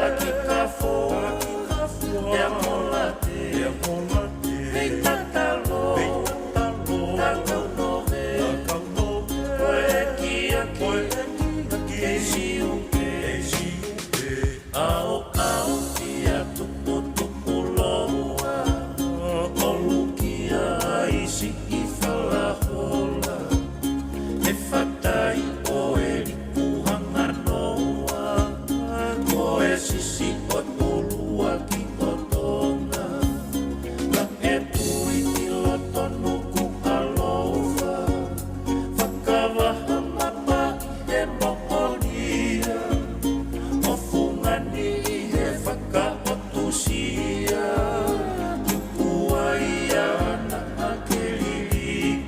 Malo, malo.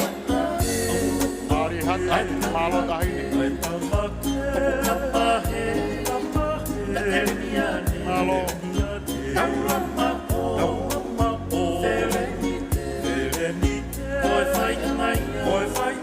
Malo, malo. Malo puri, malo fai whikau peuri kau kolo. Ai manatu, e malo ri pangalahi.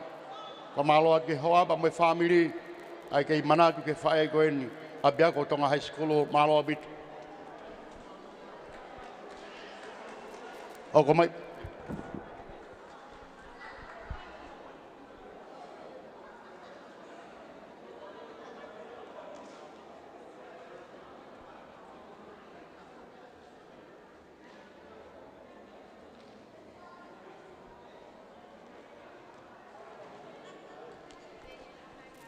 Ko e taulunga ku hoko, ko e manatu ofa, kia moala funaki makakaufaki, ko e koristutuku o e tautahi wano fitu.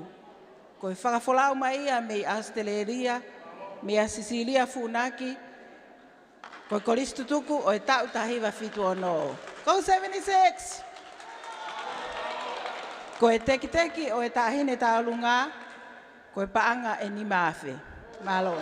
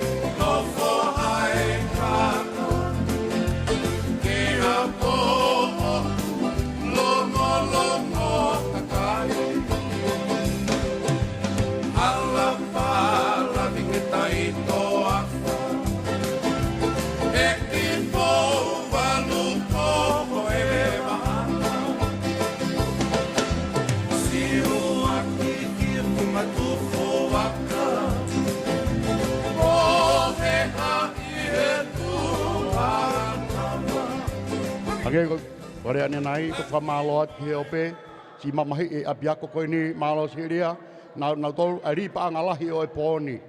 Malo obito obito. Whamalo, whakaongope ki e tōke tā. O ia, koe ni ana Vunipola Pifreti.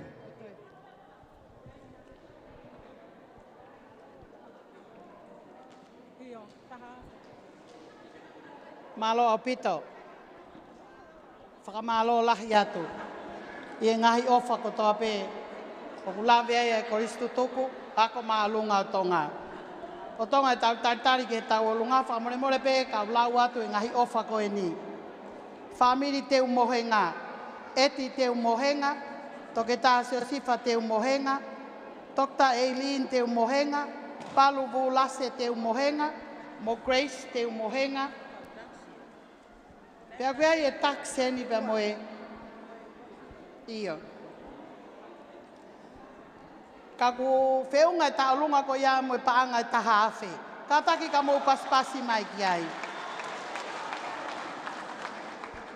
O whaka mai ai ofa pia mei muri. Whakamalo atu toke tāwiri am whakawaka o mātufu.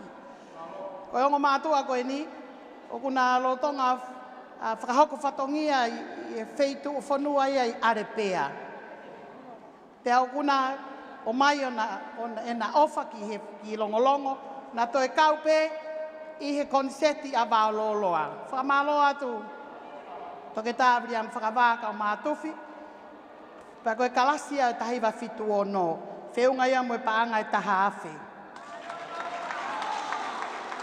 Wao taki mai ofa pia mea Ricky pia mo Raj. Whiunga moe paanga e uangi au. Ana lau pia alu. Whiunga moe paanga e te au.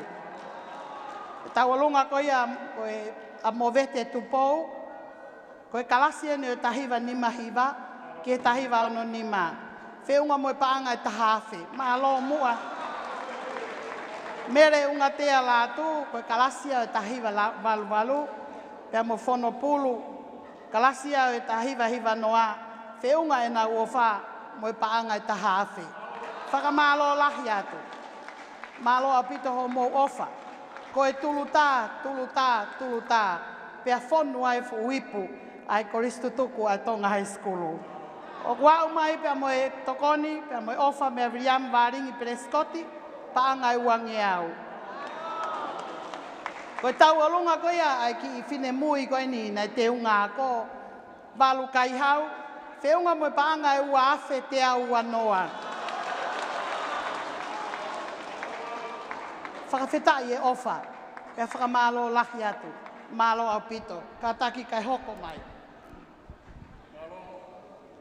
Kole peke ufanga i ngai whakatapu. Koe taolunga hoko, koe taolunga ia me whamiri puniani.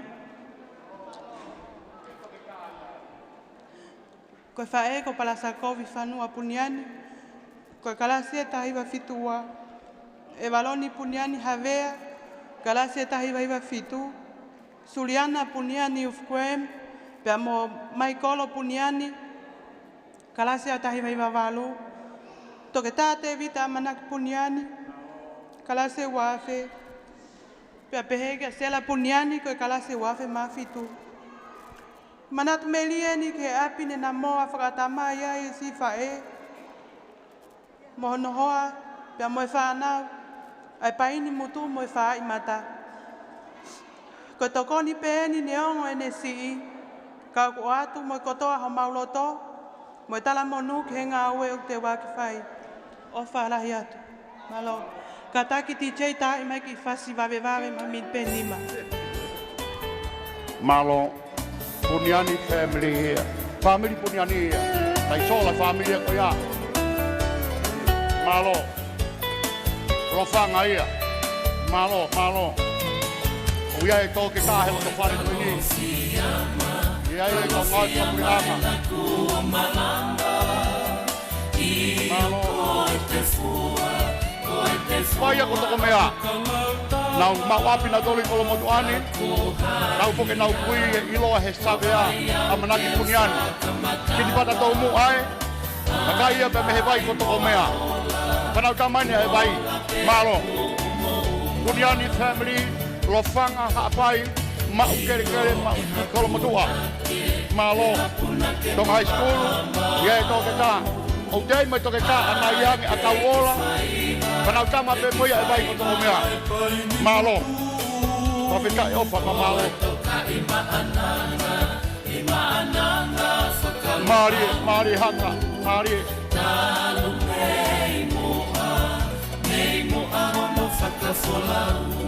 Malo.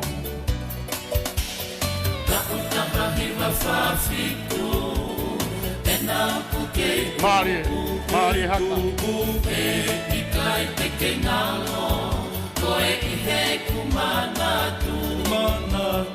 Mea ko tobe ai apia ko koini, o via e whare e wha. Sāngone, terea, kawa, te manua. Koe wha i tawa i mataini ko kare whare ne wha o apia ko. Malo, ko iai be mo e lanu e u whare ko ia. E te whahoko te sikai tari ana iange. Sangone, te rea, kawa pe manua. Malo.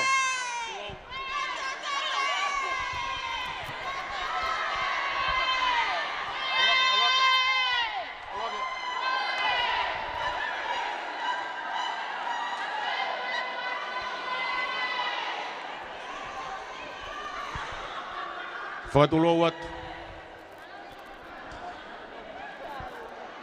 Whare ware a motua mai hau eike o e whanua. Kore whamare more atu ki kau atoa. Kau mai whare haa matapure. Tukumua ke hufanga te talaka kato e whanua me mo lotu. Ko kou nau ke ulere mai whai whatongia koini. Giaia eki whine motua. Ko Papua Finau Hockland, nofo i sene, Australia. Pea mo ene whae tangata, ko hopoi taione. Ko e manat merie, ko e fuafua skolasipi o solopani ki siapani, na ave e toko tahani. Pea ko ene tala, lere osi ki he holo, o tāpuni e ku tālunga. Ko ko wau mai. Ko wau mai te whao whakawere vela, ho tau whatongia he pōni. Ko e tahine tau olunga, ko lupe moa me i whahefa. Ko e ako tutuku eni, i he tau taha hiva fuoloa. Pea mo e toenga e kau whewhinea ku nau turi mui mai. Iai ai tala noa maari e pōni, ko e teki teki. Teki teki o tahine tālunga. Whiunga me panga e ua awhi te au. Whamore more pe. O ku lahi e mo ua. Omi peke whai hawhi e whia e pōni. Kore atu. Ia heo whasi aku. Koe tā koe te volo. Tā koe awhi pa mo e te volo volo. Kau kore atu. Tuku mai e whasi. Tuku mai peha whasi. O koe ki whasi e ni koe play fair blue. O koe e ki whine mātua me korisi i whewhine o nau lere mui mai. Toko kore beke mau whahoko te ki tau olunga koe ni. Whakafofonga ato hau poi taione. Koe fuafua ampastoa ia. Malao e ako ki siapani. Kane langa hala whakakawa-kawa o kei tuku au mai ke taimini. Ka mua ne ofa. Mau ofa lahi atu. Longolongo. Ofa lahi maa ka peta. Te tau toki wheiloaki a pongpongi heni. Tala noa e pōni ua e kau toke tā. I ka peta.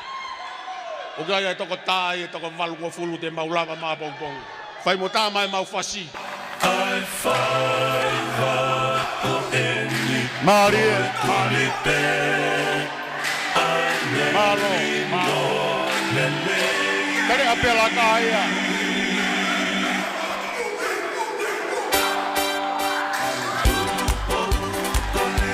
Haua, haua, haua. Ui, ui, ui. Haua.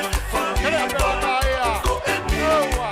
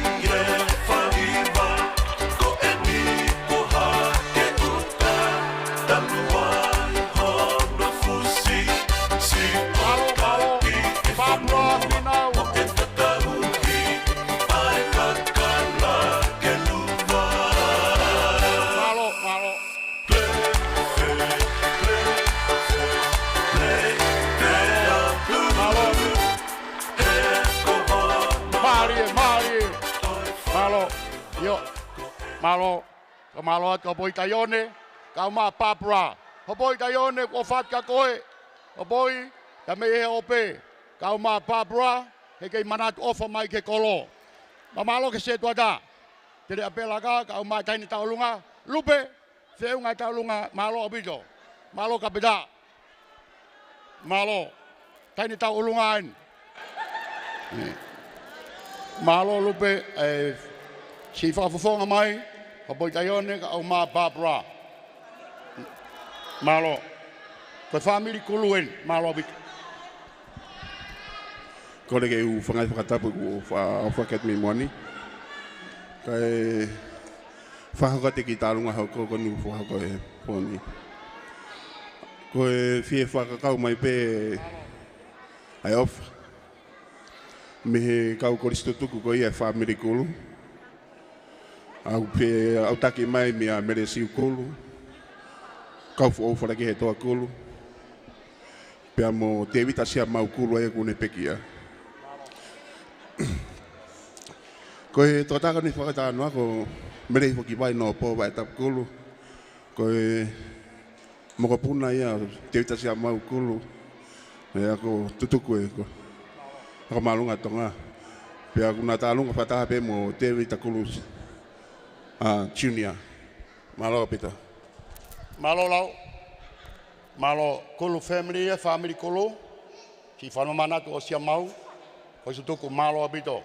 Ka ano whasi malo. Malo e manat meri ngā tofa.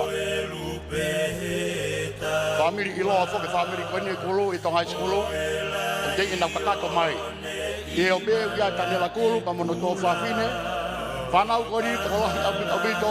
Ai ako tutuku e tonga iskulu. O teki nau maa opo mai. O konga bene kulu. Malo abito. Malo. Malo kalau lawak. Manatu. Vai toka ke sia mau kulu e be ke toenga o e family kulu malo abito.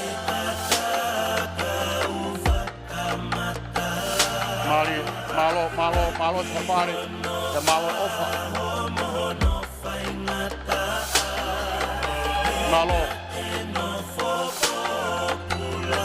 Malo lau. Malo fai picau. Malo perepi. Mapita i ofa, ka malo i ofa. Koe haho mau ofa i pōni, te maulau e koe moloa. Teu whokiem, ai siu peri tai a moni. Tau fitunga fulu mani, mau a kohe kau fo ou. Malo. Pai e ki teinga koe ni, te whamanatu aki. Kau e koriti. Mari haka, malo. Famiri kuluia. Mari e te ki. Mari.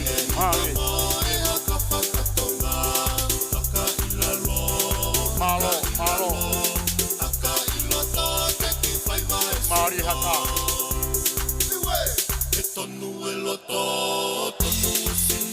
Mari la.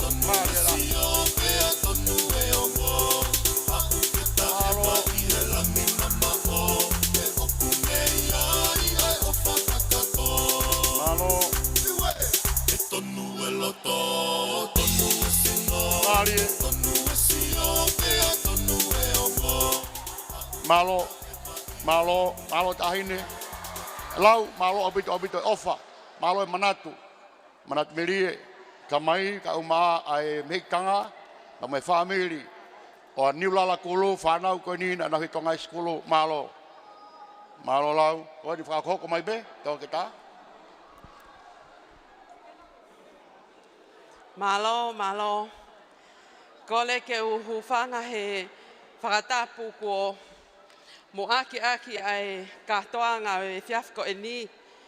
Kai o mai pe moa hawhainga maari e mo oku ke u whakahoko hok whatongia i he fiafko e ni.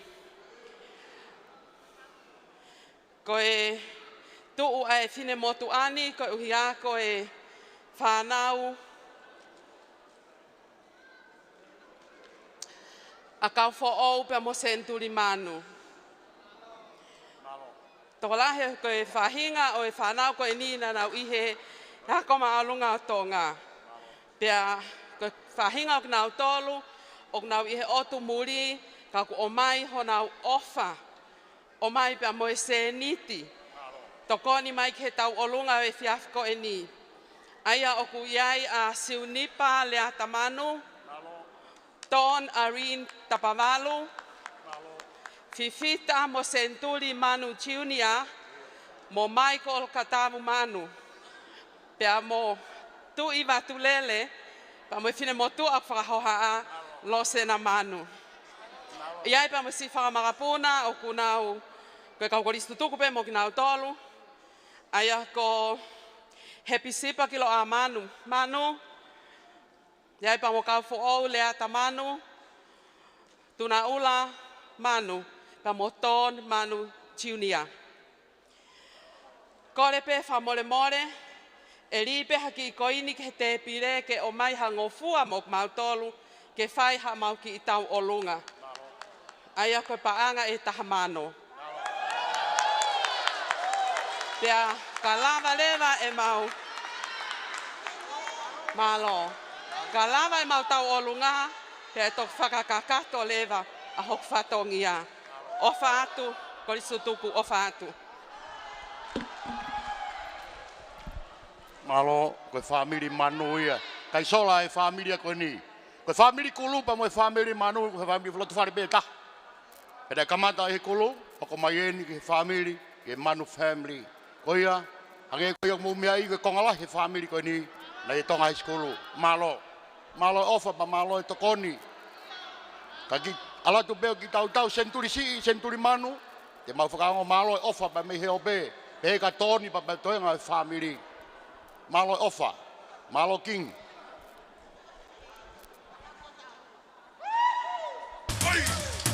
Teki banga tamano. Family manu family ya tamano malo.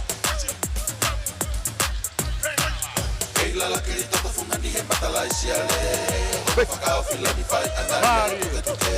Putu haki e tonga he moana malo malo. Ua e whaki na to angaria asilupe. Lau manu auto ise isa lau manu kamahiki. Toria ki e kakala he ako ne whakapalo fitenisi. Kama unga ki ai.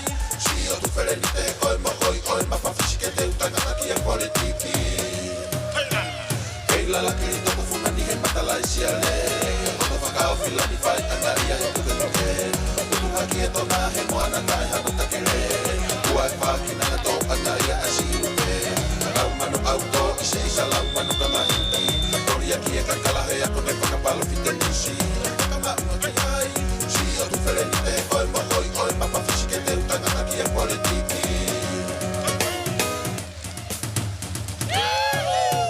Funga mana mo ui e mo hono e a whakalau. Tua malolo na kita pe koasi ale matala te hau.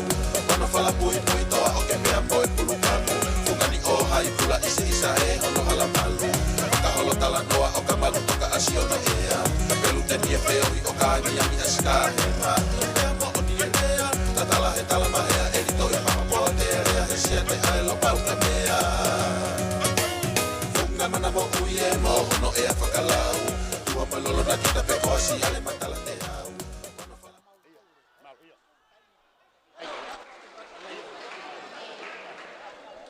Malo. Malo ti. Malo.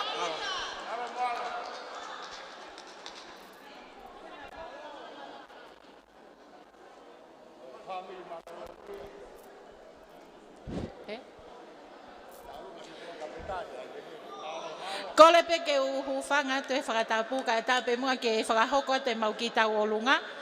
Ko e ki tau olunga ko e ni e ku amana ke hoko atu ko e tau olunga e family malolo. Neongo pe ko malolo e tangata eiki. Kau ku kai ha whakatua tamaki ke polis whakakolo ko ni ko e ulmotua mau family. Tene whaiha ngau e lele e pon. Neongo pe ko e hoko e polata e whau. Kai whai pe ha turi e ki whame ite o e whiawhini. Ko e tangata eki, ko listutuku, se o sifa ala maata malolo te kai ke ne mauhoa ko e uktu me mui ko e. Kalolaine malolo, lo tonga lockdown ni atu i Australia. Ko holomesi malolo, ko analatai malolo, fatai mo manu malolo, se o tasia malolo. Kako e tahine kuini ko osi mauhoa taki kapetaki e teu peke mauhama to ta e mau kilu a pongpongi. Koe ki tau olunga e whiawhini, te teka ke pangai wafi. Malo. Malo moala. E pure lahi ne family. Moala. Fina nganofo. Malo moala.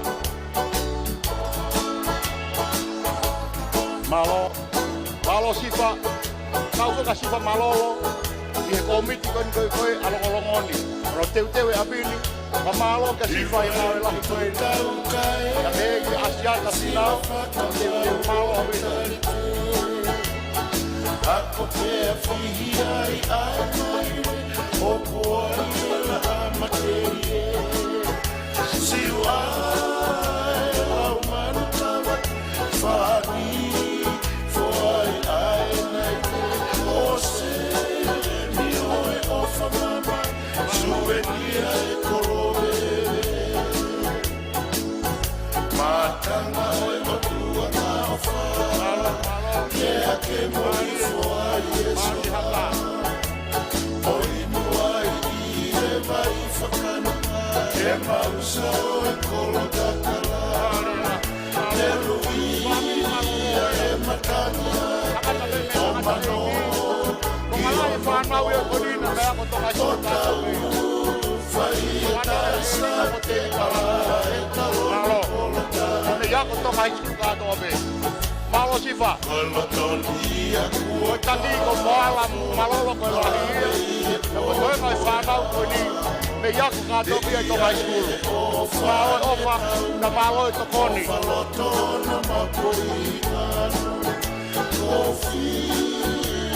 Misi anofe ankaeta Lofu koe manai ko mamata Ina pia moi ngalu Ise isa e tuai kae pau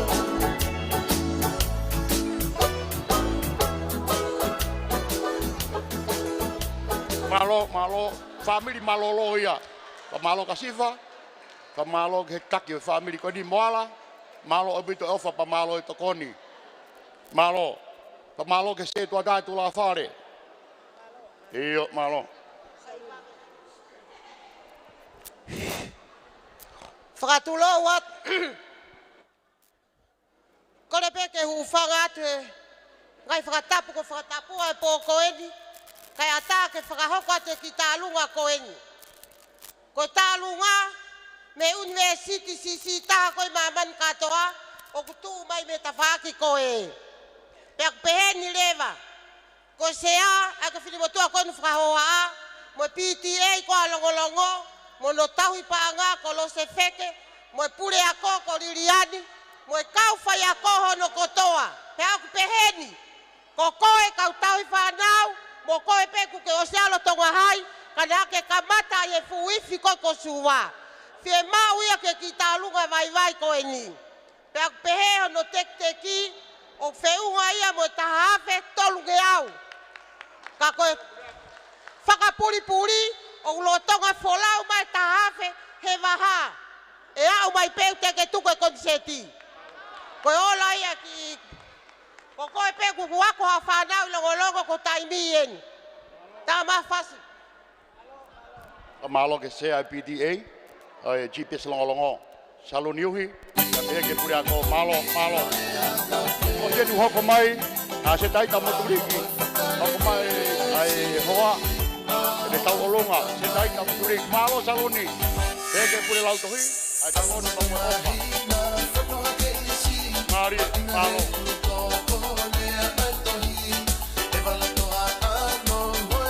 Oia ke whie mau e sea.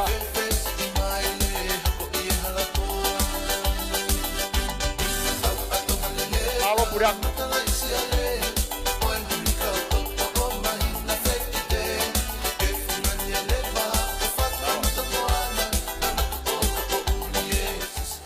More. O toi a mai e pure ako tala mai. O toi kau mai side school kon koe I mea. I api ako. Kau ia he taulunga koe ni. Mau ke na ofa to kia utaki whamui mui mai. Malo. Tā whasi.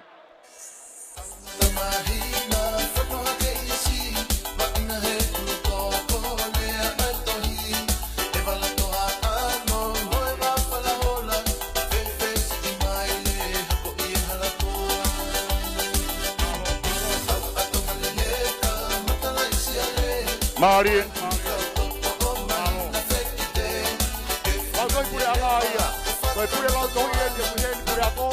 Kau ni kula fare pe me koi. Teke sia sa niuri. Malo. Malo ofa pa malo tokoni. Malo pure ako. Malo abito ofa pa malo tokoni. Ake fanga mari koi ni. Maseta ita moturiki malo.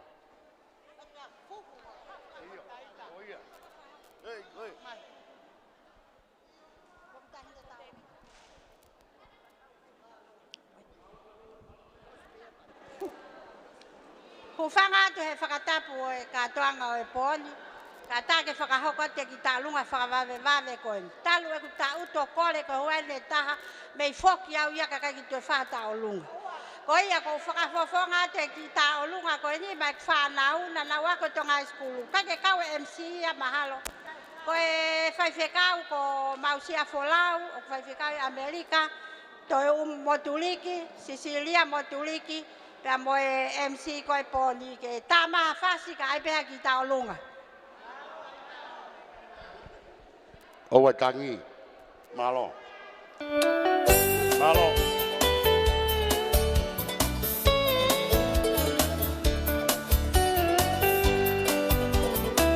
Malo, malo.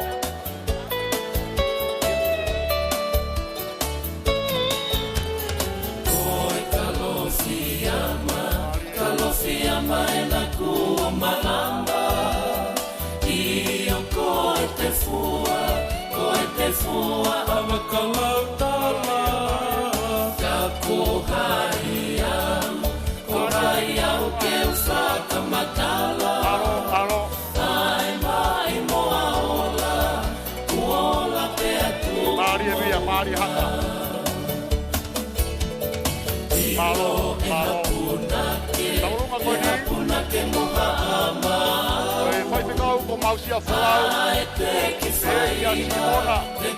Koe a kau. Me peka Sicilia tupo. Mei Australia. Taurunga masiwa e. Kaya toko tahi kore mahati. Koe ko a whawe e whawe koe. Na leonga ne sisi. Toko siki peka e ha. Malo ke whae koe ni. Manake mai e whanau. Malo. Wapita, malo. Malo ofa pa malo e tokoni. Malo. Malo, pa malo hin. Pa malo ka sitaida. Mausia Folau au maa Simona Foiakau. A beka Sicilia tupo. Malo ofa pa malo e tokoni. Malo o pito, malo e ofa, malo e tokoni. Kai whakahoko atu mua, ai ngahi ofa koe ni kua mai ke te pire. Kia Barbara Hockland, mo hopo i whineanga nofo. Koutu ipe mo mea mai he o pe. Whiunga e tau olunga mo paanga e ua afe, uange a ua taha. Family Centuri mo kau fo o manu, Whiunga e na ua wha mo paanga e ua mano taha afe te a ua valo.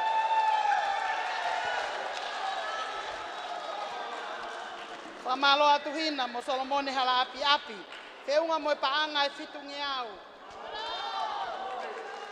Tau olunga koia e whamiri tau kolo. Whiunga mo paanga e ni maafe, whange au, hongo fulu maa valo. Ka take kau koristu tuku, ai e paspasike mo ui mai. Tau olunga sione paongo pia mo e whamiri. Whiunga mo paanga e ua afe tolungi au ni mahiva. Mele lo seri mo tokoni ko paanga e te au, malo au pito. Ko lolo mafifita, kau maafuiva, mafi pia mo Mosese mo Lavinia. Mo mea mai mehe o pe, paanga taha afe, maafitu wha. Whakamalo ate koristu tutuku, korisko tupou, si aosi kau maasin pata. Pehe foki kia seone maapiri. Fia, i he tau ke i kau whakataha. Whiunga mo paanga taha afe fitungi au ni mawha. Whakamalo lahi ata au pito. O kuau mai e tokoni, sione maa mafuko fuka. Mo mea mai pia mehe o pe. Tautua fukofuka, Siosifa fukofuka, Emma fukofuka, William Mama, Paula Mama fukofuka, Momirika whakawā moe anga. Tāpuni mai pē whiunga moe pāanga ni māwhe. Mālo au pito. Mālo moe ofa pē a whakawhetai. Whakawhetai pē whaita e tuku maupe. Ka taki kai hoko hoko mai. Mālo ana. Whatulo atu kai whahoko atu e ki whatongia goen. E o kore peke uwhanga i he tara whakatapu e lotu pea moe whonua. Ko oseno a whaki kai hoko atu e i whiawhia koeni. Mawhita ulu afi. Kawa toa. O lele mai ke whawhawhonga atu ai whie lango waka. Ki he ngāu e o whai e ana kau maa. Asiosi pea mo Sekilini i he Tonga High School. Koe tonga ane koe ne mama o atu. Koe tau ki mo o e haku maalunga ko tonga e tahi wano no ko papani ai tau moe wholau. Si one tonga tau moe wholau. Maleti manako vimo moho tau moe wholau tu pou. Lucia Matealona Olive. Kite tau moe wholau pia mo tinalasa tau moe wholau. Nau ofalahi mai ki he ngāwe o kwhai. Pia o koe ke lahi e o whai. Kako mau loto o mau ofalahi atu aki. Ki tekteki ki panga ni mawhi.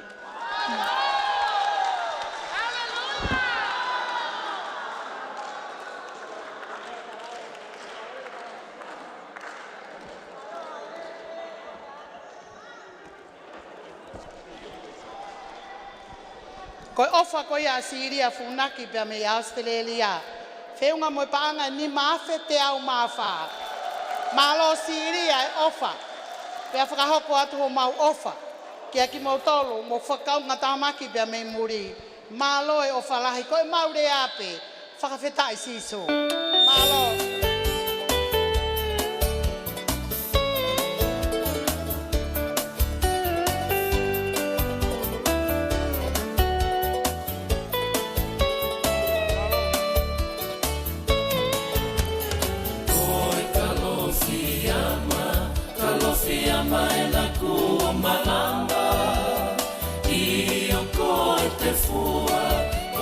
Fua awakalau tala ka kohaiau ke usaka matala ai mai moa ola kuola pe atu umounga ilo e hapuna ke moha amau ai te ki whaiva Whaiva ai pai ni mutu Koe toka i maananga whakalo au Talo mei moa hono whakawholau Taku taha hiwa whawhitu E nauku keitu E ikai te ke ngalo Koe i he kumanatu Ae tonga hai Whai anga oe lau kau Oto o ngā Mala meloto ia te au Hoa nei whai te kau Koe sekretareki tā senea reia oe kauta Ngai sesi Whai whekau i kantolu Sekretaria oe kosirio Malo fai whekau e ulumotu ai whamiri tau me wholau. Malo e ofa, malo e tokoni. Malo haireni e manatu. Ofa ki whamiri. Tau me wholau kotoa bena e whakalau e haireni. Ofa ka te modolu i heo pe. Whawhawhonga pe ki modolu e whai whekau. Kako sekretaria e kosirio. Whai whekau i kantolu. Malo apito ofa. Malo. Reporo. Oh, just. Malo. Nei whakahoko mai ko tālunga ko ristutu ko se fine. Ka ko whakahoko ko.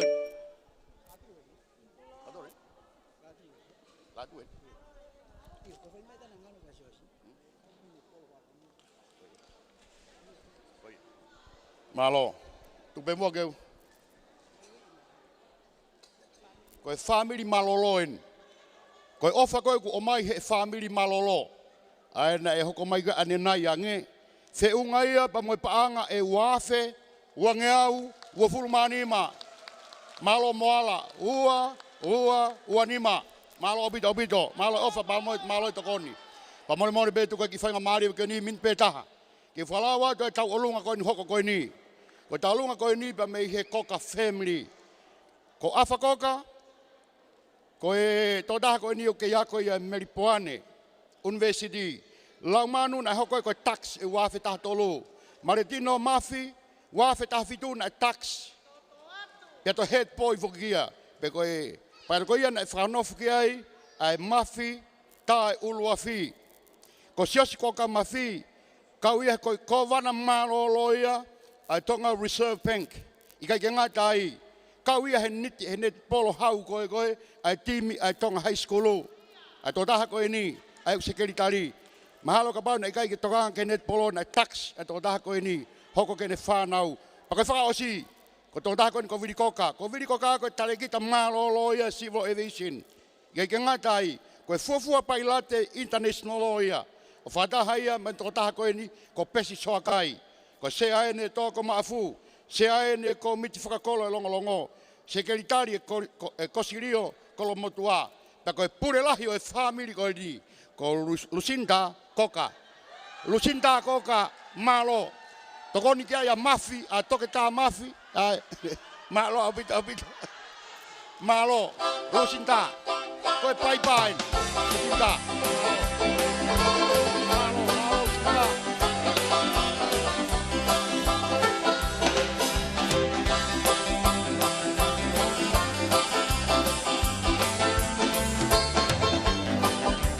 Malo. Family ino ai. Ai haka koe ni au Britania motua. O mai a me Britania. Au Britania motua. Malo. Malo e ni kapiosi. Oe ia sikia hi moe buka. Malo famata koe ta. Malo koe ta. Matangini kuangi tauloa. Asiosi koka mafi. Masikalitari lahia koistu tuku. Kosirio. Oe ia yahi moe bunga. Oa koma amu moe whakama. Kehe ane tau olunga koe ni. Langi mai tamake tau. Kiri koka ka umalu sita koka malo. Osi ai lewa, au hae wa koka. Mari e miri. Mari.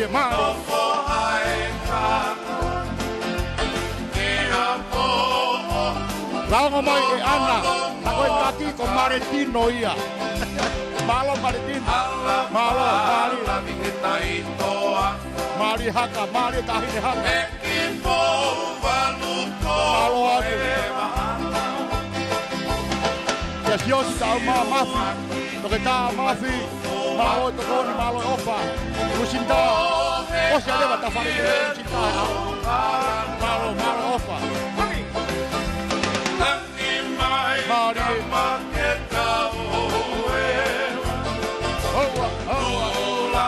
Kau whaka siosi. Ia timi hau koe neti polo. Pate tau whakafonua. Siosi. E tau whakafonua. Neti polo.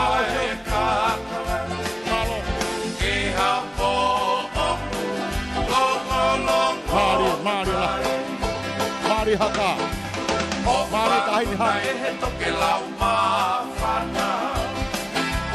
Aefa ina o Tonga e apa. Koe Tonga hawhi kasi ni family koe ni. Toko lahi ai koe taxi. A Tonga Britania modua ia. Malo. Tonga family. Malo.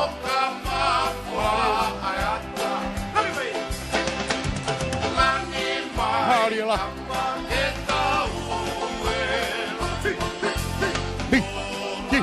Mari.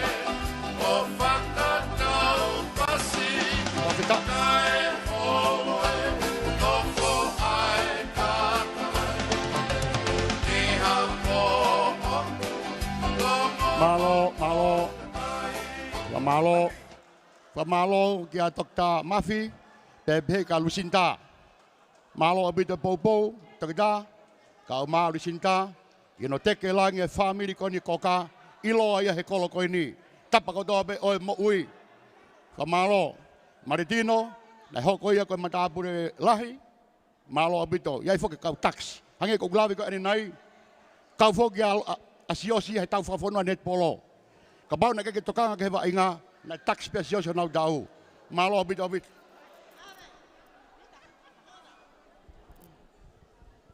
Malo kufanya mare ko ini fakase ate kolis kuinsalo te kau kolis tutuku.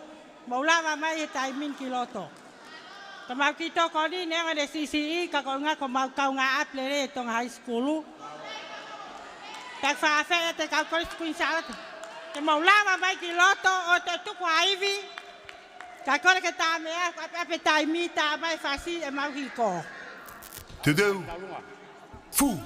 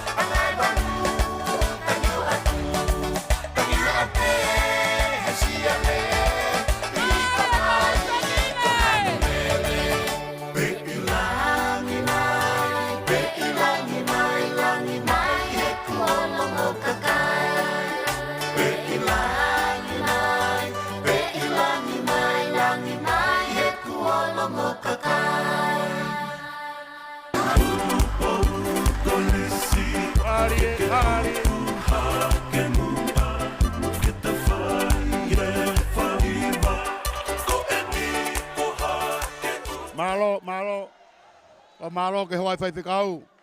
E ke halamehi. E ke to ke ta pa be ke koistu tuku. Kolis kunchalo te.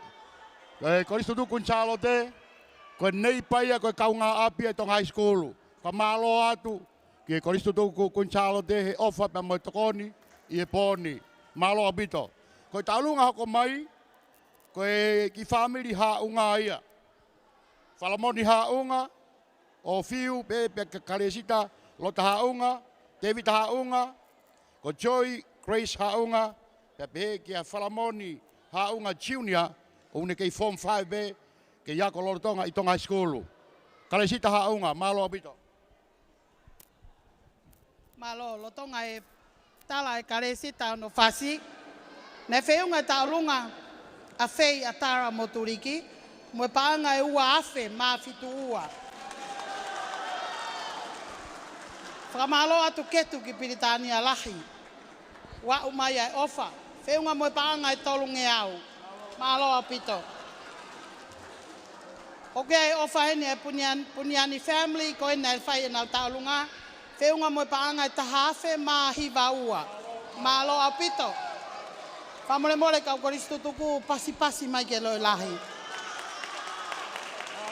Koe kulu family, nei whiunga mo paanga e tahawhe ma hiva tolu. Malo au pito. Malo mua ho mo koe mea mai, pe hange ku maa whana i pe tau whiohi.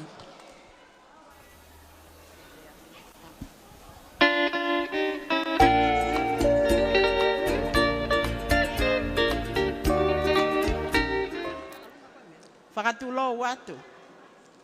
Ka taki pe ko iki tau o lunga, ai motua ko kiti one tu i tu pou, nai whai ane pou i tu ataki langi. Pea, toi wange pe viri ko kaia ke toi rere mai he pōni, mahala ko ne huinga he na uako whok moau he Tonga High School. Pea ko ia ko fia pe ke rere mai ki Longolongo, o toi, o mai pe motua koe ke haku sirini. Ai paanga ni mangeau, ke whai malo atu ke manatui mautolu mei Longolongo o whatu. Malo, saka kai whikau ma o whatu, malo.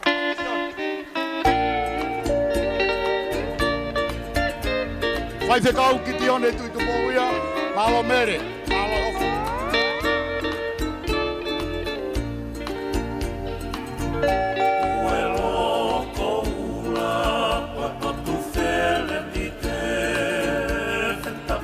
Haunga family haunga ini. Ya lahi taha bena karesita haunga. Karesita na ya ko tulis ko tai. Ko whakatatoa ia he tau koia. Osi bene Tonga High School form 5, lava form 5. Te huke ko isto toi tabu. Pena e ua whakatatoa. Asita e tau na ya ko tai. Malo sita.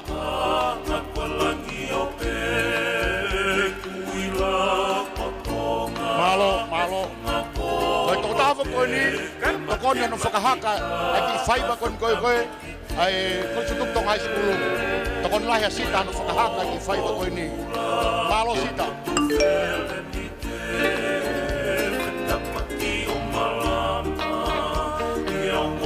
Malo. Mari hata. Koe konga tataka motonga nyo sita. Koe wholahaka ia, koe wholahaka ia. Ai kamaiki, na me paki, pa moe toi, na me tataka motonga. Mari sita.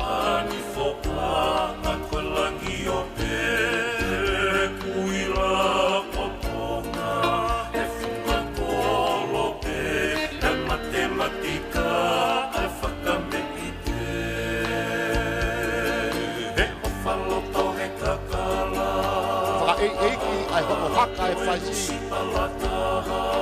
Oi kui ai toko taha koe ni me me tataka motonga. Taka ia me me he kai na tungi. E nang mea mea na toko whai koe haka me. Malo. Koe whola haka koe ni asita. Koe ako tonu me me loto whare. Koe whamiri me me tataka motonga. Malo sika.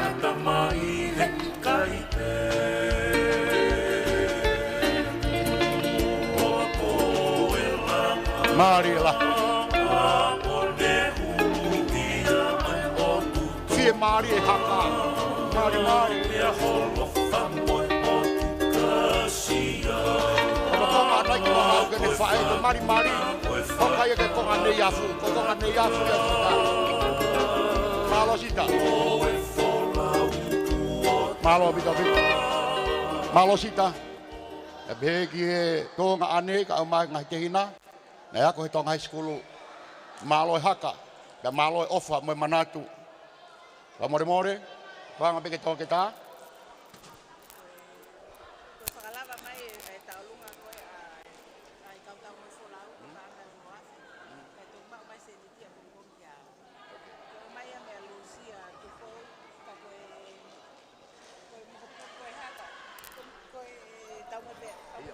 Iyo, malo. Whakahoko mahe tōke tā, anak ola. Ai ngonga lelei koe ni. Koe tau olunga koe e whai koe ane nai ange. E tau moe wholaun e kau ai sikei tan seniari koe kosiri o. O guiai e seniti o mai ke whakalawa ia o paanga o noafe. Kai ke nau saia nau tō luia he hiko. Panga e ono afe, whakakakato mai a bongbongi.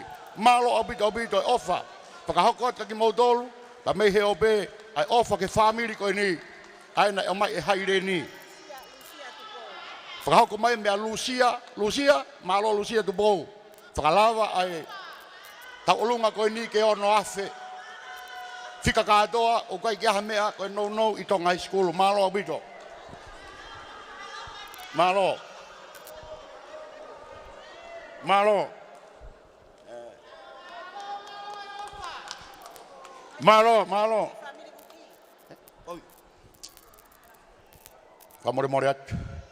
Koe ki family koe ni. Koe family ni koe halafue. Pea mono hoai ni kui he misini. Pea kau kei halafue vuki. Rino. Pea motokta losana vuki. E safe vuki.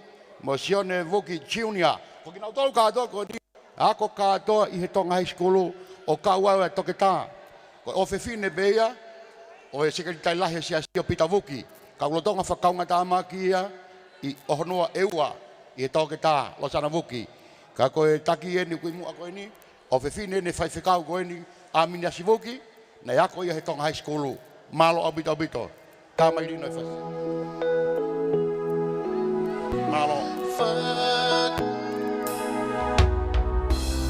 Malo halafue. Halafue rino.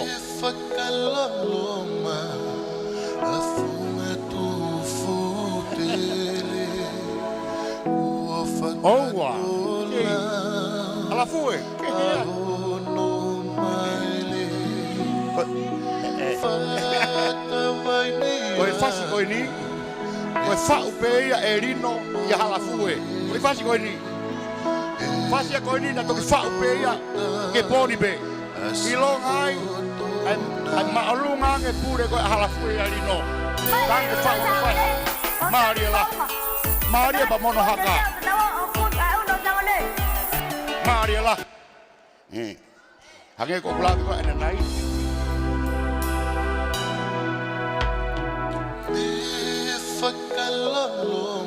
Orino pe me hahi vai fasi koe ni. Whau peia ka halafue ke hono hoa. Ya koe ka holunga hei lai mini. Malo halafue. Whakaofa reo. Orino ni hiwa. Malo. Ofa tu ka toke tā lo sana vuki. Malo toke tā ki ofa. Whaiako. Malo lose.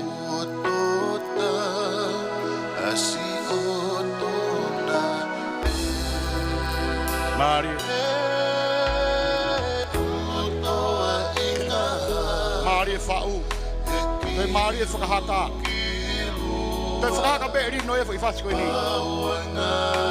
Maria halafue. Asiene mafua Oua. Esame de Malo halafue. O whatu ke whai whekau. A mini buki ka o mai hoa ki he opegi I Nusila. Malo e whanau tamaen. Tamai skulu. Malo.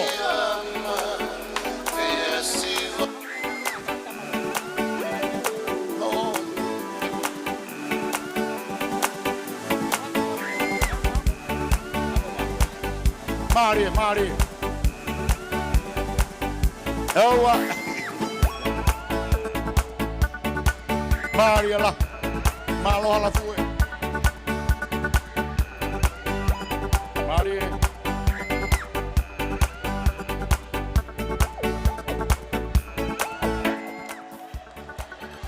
Maria. Malo. Tuku be mua. Wha malo atu. Ki he foi whau Maria koe ni nei whakahoko be erino.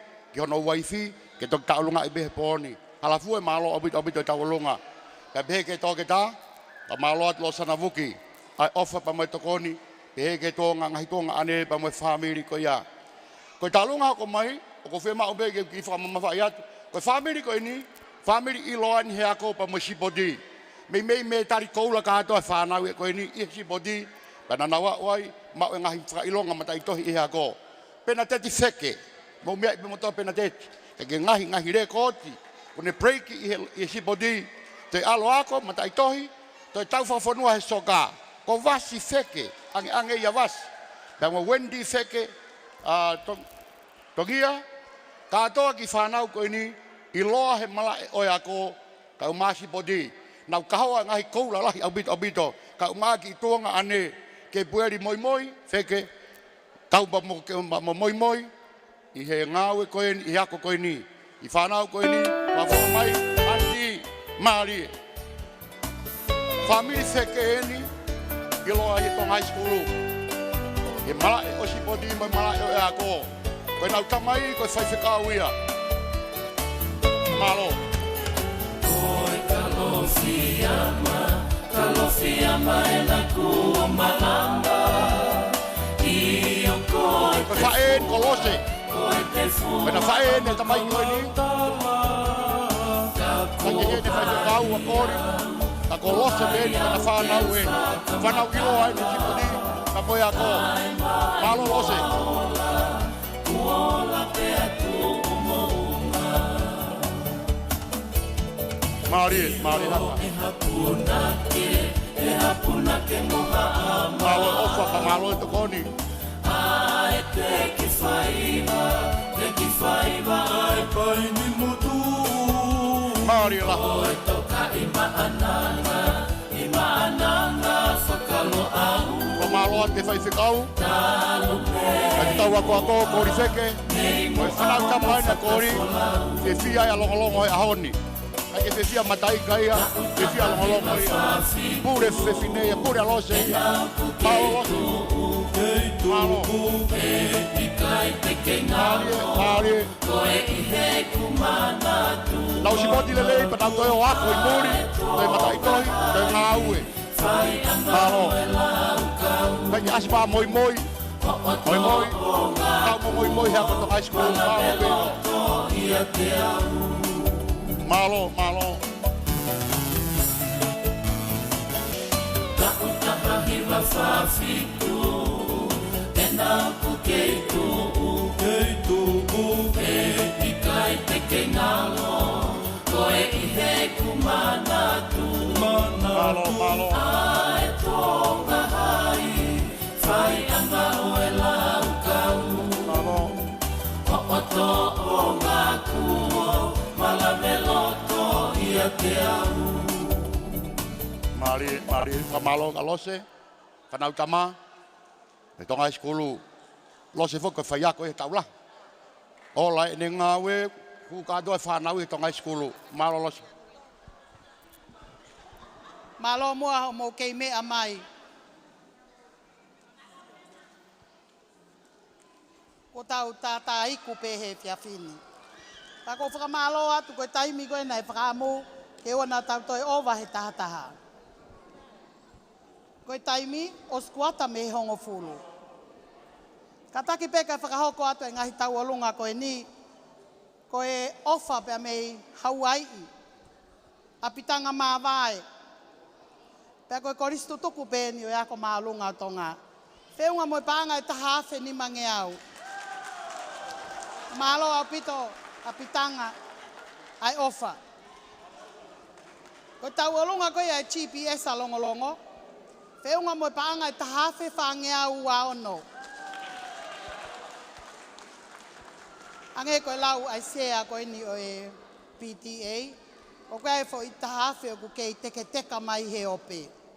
Tau amanaki pe ko a pongpongi ko o stau mai.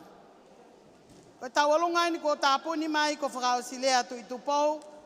La vaki, mona siri whaanunu, whiunga moe paanga e tahawhe. Malo mua e whakatotoe, pea malo e ofa. Ta olunga koe e whamiri ko viri koka, kau maafo ke a sios koka mafi, pea moe toke tā, pea moe ne whanau. O whiunga moe paanga e tahamano, uange au. Whakamalo lahi atu au pito. Malo mua, si o mou kei mea mai, whakalangi ai whenga o kuwhai i he whiawhini. Ngari pe ko tau mei lava. Ka mou ka taki pe. Malo. Ka taki mo ka whakahoka te ki ta olunga koe ni koe Ko ki motua na koristutuku he noua no tolu ko so saya amin le hauri. Pea mono ofetine ko leilani uhi. Makereta va enuku. Norini va enuku. Tamosis va enuku. Ko ki tawolunga pe ya ka take famanata pe ki motua ko nina i he tong high school pe. Ai ki fas no taha pe ki tai fa konga mai kai ai ki ta alunga.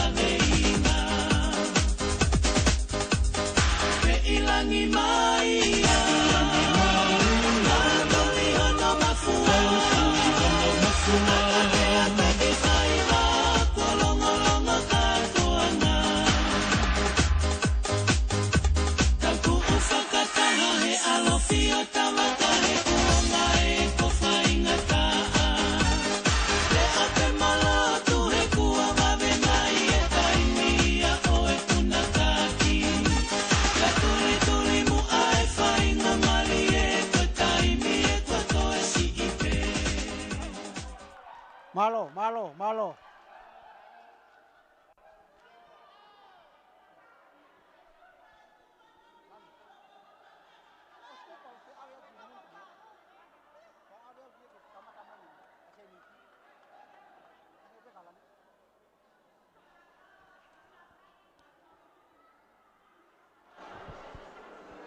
Kore peke hufanga atu he whakatapu. Kai whakahoko atu e ki ofa koe ni.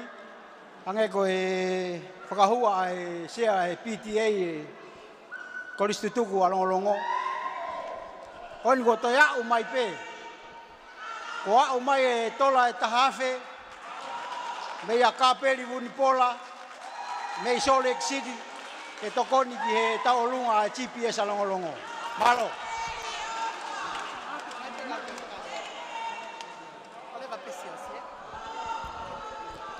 Malo au pito. Give me a minute. Ka taki pe ka toi whakaongo atu, ko whamore lahi atu. Dr. Ivy Puloka, Dr. Tilisi Puloka, Alice Puloka, Taina Puloka, Vienna Peini Pole, pe molili peti Peini tautua a. Whamore pe, ko tokoni ai whamiri Peini. Ka kua nau Puloka, pe mo ngahi whakaiku kehe koe ni. O whiunga mo pāngai ua awhi. Whakamalo lahi atu. Ke ngai whamiri pia mei muri. I he tokoni lahi ko ia ko mou whai.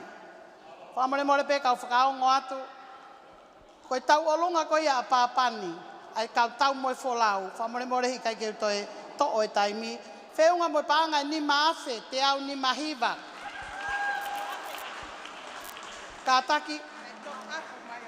Ka taki nei toi whakalahi mai. O whiunga mo pāngai ono awhi.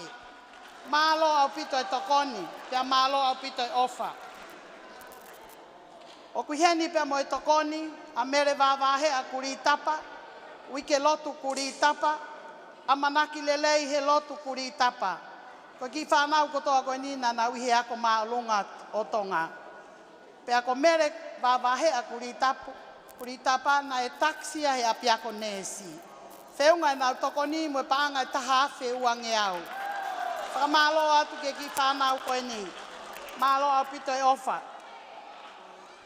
Mau whakamalo pe mau salute atu. Ki he koristo tuku kui ni salote. Whiunga e nau tau olunga. Mo e paanga e ua awhi uange au balu ua.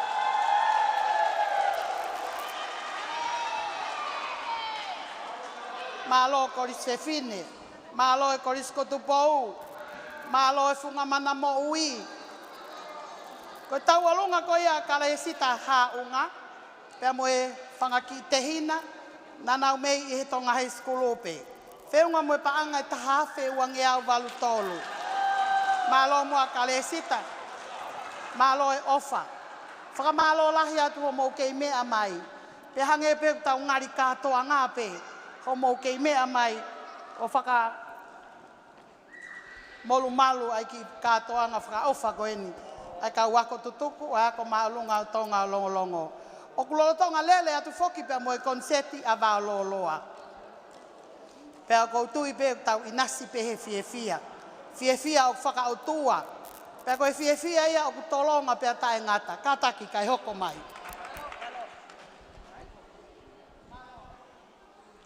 Malo, malo. Pe malo e ofa. Kataki koe ki ofa eni whakahoko ate ki ofa koe ni. Whakahoko mai, whakaao mai, whakakakao mai. Mei San Francisco, Amerika. Kau whakahoko atu pe, ai ki tokoni koe ni. Koe ki tokoni mea te vita koula. Koe tō wako ia o e tahiwa fitu tolu. Pehe kia ilai saane, fuko fuka. Koe tō wako ia o e tahiwa fitnima. Fitnima ki ai, tue, tue, tue. Pea moe manatu ofa foki. Kia sione koula koloi. Koe tō wako ia o e tahiwa fitu noa. Kana si tō tau i he tau wawhe.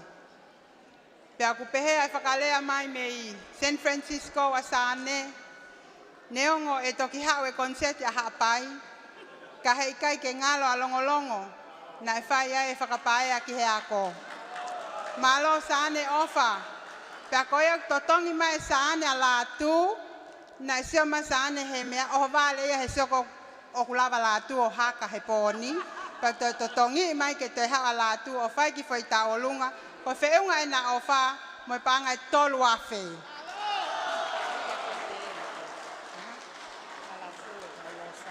Pa te whakahoko toi pe ai taolunga koeni a halafue mo Losana Vuki, mo famili o Losana Vuki. Whiunga ia mo e tolu awhi ma fitu taha.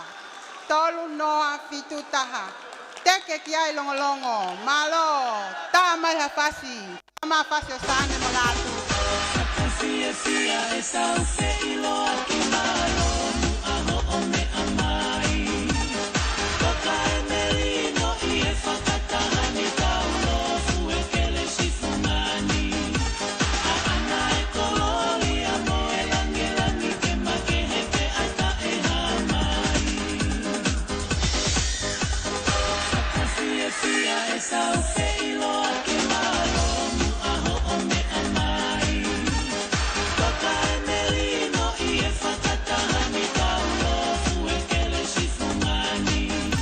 Malo, malo. Malo ka mafi, ka ka. Ka malo sane. Ai mana ke Tonga ane. Au ma ki ko ula. Family ko ni na Tonga school, vai nga ka pu Tonga school. Ako ko fe pide ko sane malo ofa. Ko ni potole rei pe ni ta ko lunga. Ma ko ka mas. Malo, malo ka ka. Malo yo. Malo tane ke maratu mai ka me he ope. Kolo Longolongo o fatia koe. O fatia ni boula ki nusila. Malo. Family ko ni ka me fo ha pai. Kan wa ko be molongoni. Ako tonga skulu kana wakapulu bai ngakapulu tonga skulu. Kag marat ofa mai ko pe fini ko ni. Sane fa mai. Ka fa fonga. E pana jama ko ni. Ai tau ulunga Maria e fef ko ni malo abito ofa. Malo kita kita. Malo mas. Malo. Paungo ben ga kita ka siglini ia anak kawola. Kita hoko, hoko. Malo. Wait, iya. Kita anak kawola. Kore ke ufanga ngai whakatapu ko ose ono au whaki atu me ngahi lea i mua. Tuku mua ka whao ka tu e ki ta alunga koe ni. Koe ki whanau o kui loto, koe whanau ia, koe toki au mai bene nau a alo he whiawhini. Koe whanau mei motu, na nau whakahe mai, na he mai e nau kui, ongo kui ki Longolongo. O nofo i Longolongo, paku mau pore, i he mau Longolongo. O whafofonga i he ki whanau koe ni, ai fin motu au ku whahoha ana finau a kawola. O ku kauhena tu pou tau taitu i niua, Siniva tau mua Taione, Luisa Nau tau mua Uhi, Mosione tanoa tau. O ku kauheni pa moyongo pure ho mau family. Kori neni takau talanoa tau, pea mo manu ai polo a kau ola. Kori neni ko koristutuku ia, ko manu ai polo a kau ola. Na e whai ako, he ngahi taulahi, na ne hoko ko tokon pure ako, pe nai pure ako, me tahi, me wafe maafitu, ke wafe tahataha. Ko e tekteki o kukau pa mo ki whanau koe ni ko te mareti na ati pa mo taniela a kau ola i taulunga koe ni. Ko e tekteki o e taulunga, ko e paanga e wafe, ko e ofa ia me ia toketasi o ne vaka, ko mau kaunga, ko e motu ape mei motu. Pea mo na ati a kau ola. Kuna fo ina ua he nofo i tongani pa kuna hola na ua ki muri. Tā mai whasi, malo. Malo, toke tā. Whakamalo lahi atu.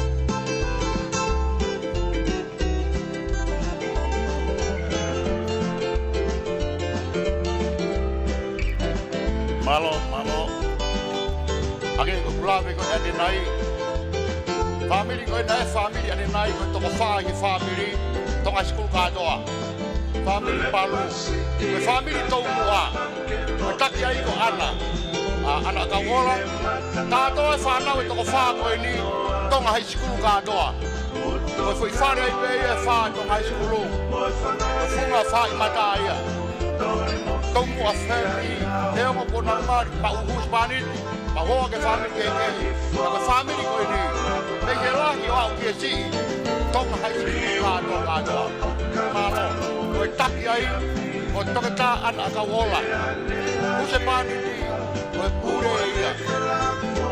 Manu a ka wola. Ko e pure ako toko ni pure. Pure ako. Kato kariki te hoki toko kariki tā ako. Manu ka wola ia pa koe family.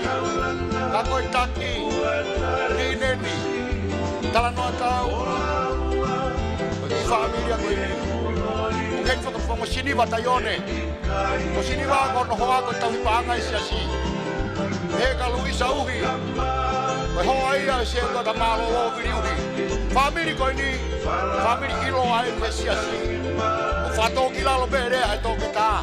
O maulere mai foki ma pehe mai ko toko mea. Au hau e mai ko toko mea.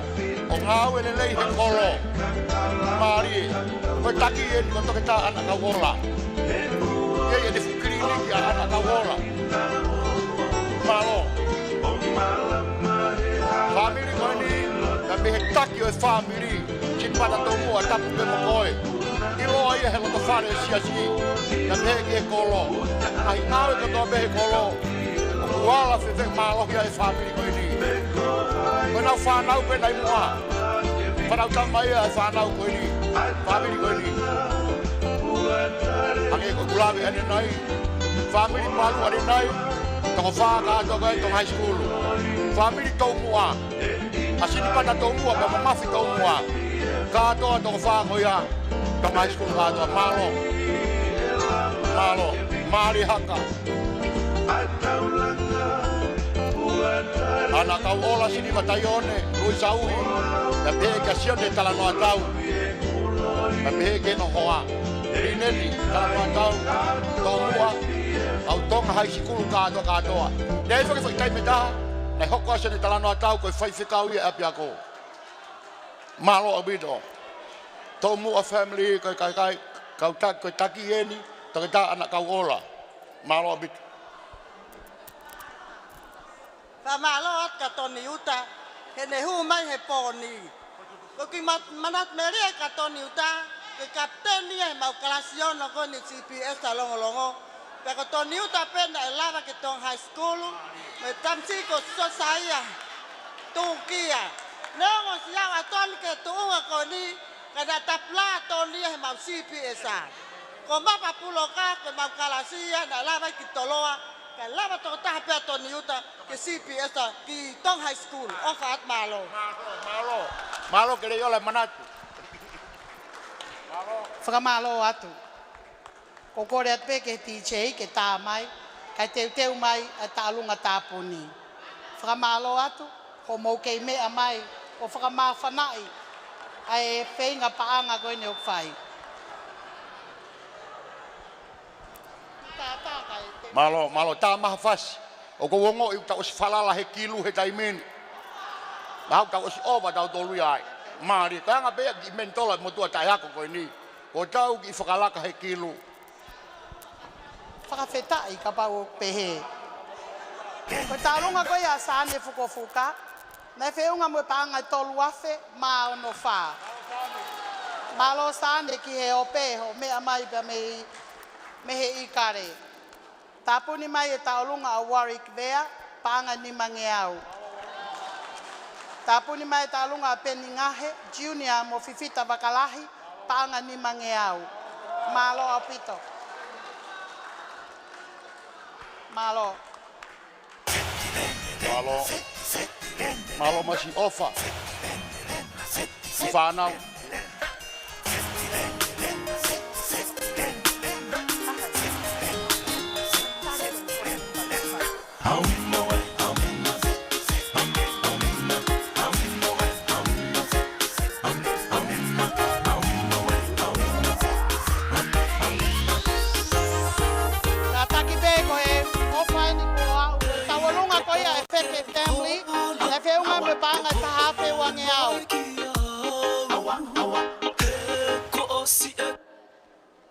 Ko taualunga ko ia e wheke family, whiunga mo taha whiwange au. Taualunga ko ia e vai nuku family, ai pure koe ni o e enseti. Whiunga mo pānga e taha whe, māua fitu. Māloa mo a Longolongo, ai kei whakatotoe. O kuri pe i Longolongo ni to eri kapeta, to eri valoloa, to eri i tuatakilangi. Kore ke tā mai pasika i teu mai e taolunga tāpuni. Malo apito. Malo. Kamalo atu e ngai whae ko toa pe kau mai ngai kamai. Maulawa mahe poni. Whai hono whakangengei e ki apia ko tuku koe. Tonga i skulu malo.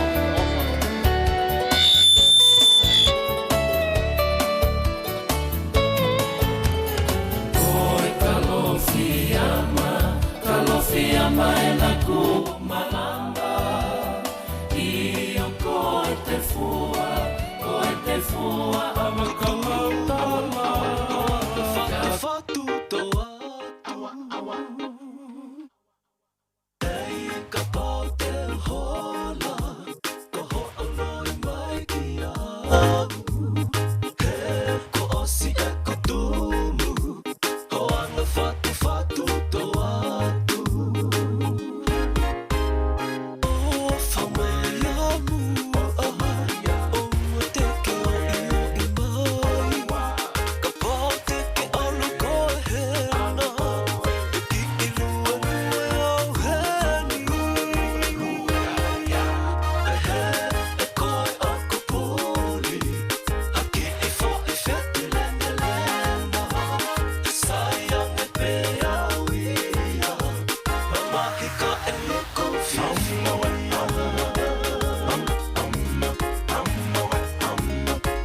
Malo, malo.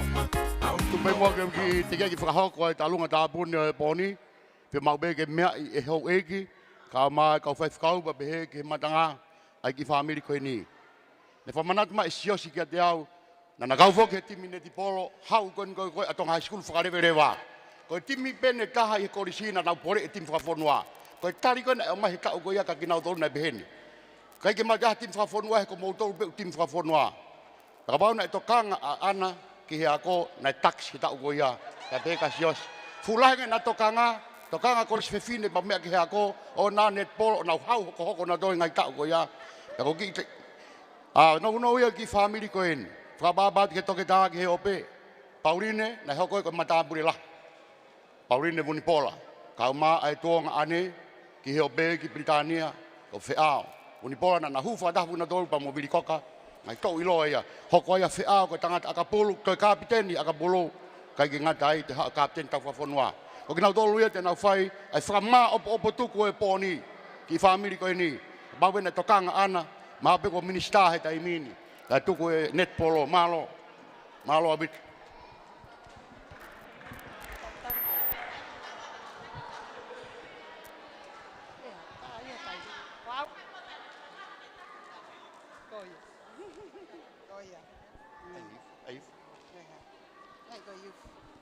Malo, te ke tā bunigu, mā whana mai e, tokon take e youth. Kore mai ka ana ke taki koe koe tō tupu alongolongo. Ai mua tau ki tau olonga, he koe whakamā opo koe ni, whakamā opo he take tō tupu. Pea koe ai, o kwhia maa mai, e toki makehe o mo tau olonga, be whakataha i besi niwa.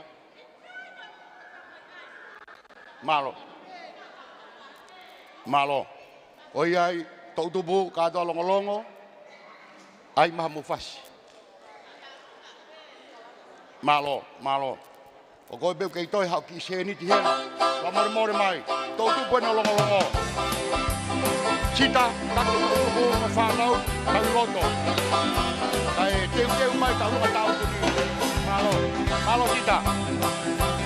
Kei ko tau kakala mo umo tau whine mui. Koe take tau tuku pa mana toko ni. Koris tu tuku high school o ua. Koe ni ko ana piperete na sipa taione. Koe tu tuku high school ia.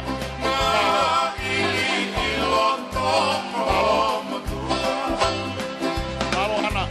Koe ia siahi moe buka. Toa koma aku koe whakamauka. Malo. Matangini mua ki tauloa. Malo na to be be.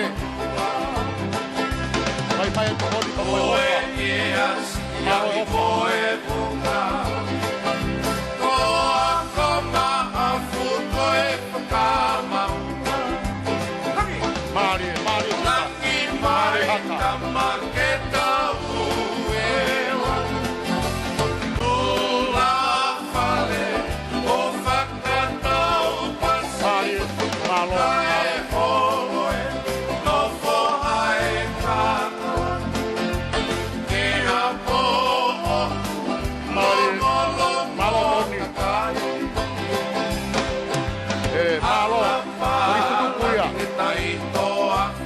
Tony. Equipo valuto eva. Siu aqui que matu. Malo. Morre aí tu ama. Nani mai kama que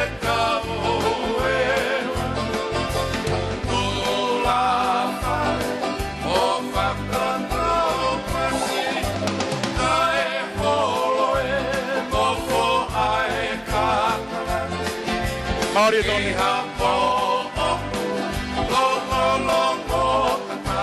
Mauri Tony uta.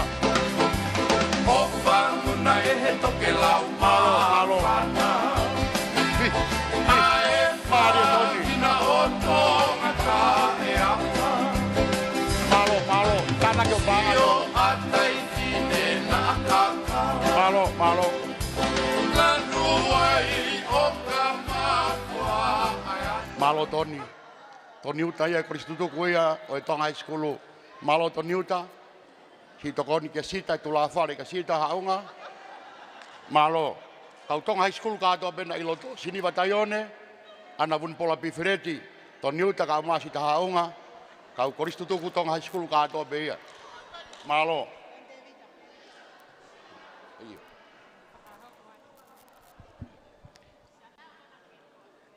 Ka taki peka ki whakahoko at peki ko e taimi ko nai whaia e ako taolunga. O wale peku hao e ki tahine ko ni teke hu e ki tonga hai. Ka whakaampe ke hu ki ai ka pau waha pure ako hena ofi hena whaia ko peko ya. Ka mata no CV. Ko e ka pa e tohe pe pa CV pa kore i atu pe mua. Kai e alu pe mo ana. Ko o whao pe eia ne ki fo i mau ki tonga hai. Malo. Mafi. Tonga, they aim for the sky. It's quite an adventure being in Tonga. For houses they have the beauty queens of Nua, the kings of Telea, the warriors of Kava. And please don't forget the long life of Sangone, for without longevity all your beauty, power, and might will all be in vain. Kelele taha always.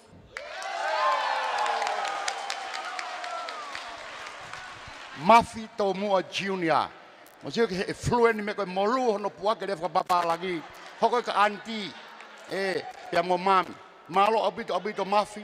Ko fa manato ngai fare tupu o koris ko ni. Malo abito. Ngai le fa papa lagi ngai voke pia ko ni te ke fanong anga tahawi ai. Malo abito mafi. To mai ta hine ngai. Malo. Malo. Ko kei whakamalo ato mo me amai. Ko tau olonga ko ia, ato ke tā ana kau ola, ana se ini sini wataione, Luisa na uhi, pefoki kia seone tala noa tau. Pehe kia te maleti, pia moi ki whanau ki muri. Whiunga whakatoa, moi paanga e ua mano, ua afe, fitunge au ono tolu. Hallelujah!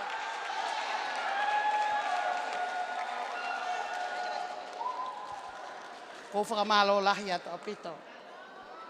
Pea mo tau whakawhetai ki he o tua he omi ha loto mawhana. Ke whai ake mamahi. O e api ako koe ni. Ko tau olunga tāpuni. Ko ki whine motua whakahohaa. Ana, Vunipola, Epeleli. Hallelujah. Pea mo whiao mo e lotu Vunipola, mo Dr. Pauline Vunipola. Koe whanau ai o mātua koe ni, nai toko hongo fulu. Toko tolu pe ai, nai lava. Ki he lele tā. Ai tā vai a tamata e ki. Pea whiri e toko taha ke au e aka pulu. Whenga taka i o. Ka mou mea e kai. Koe pōni. Nai ako katoa e whanau e ako maurunga o.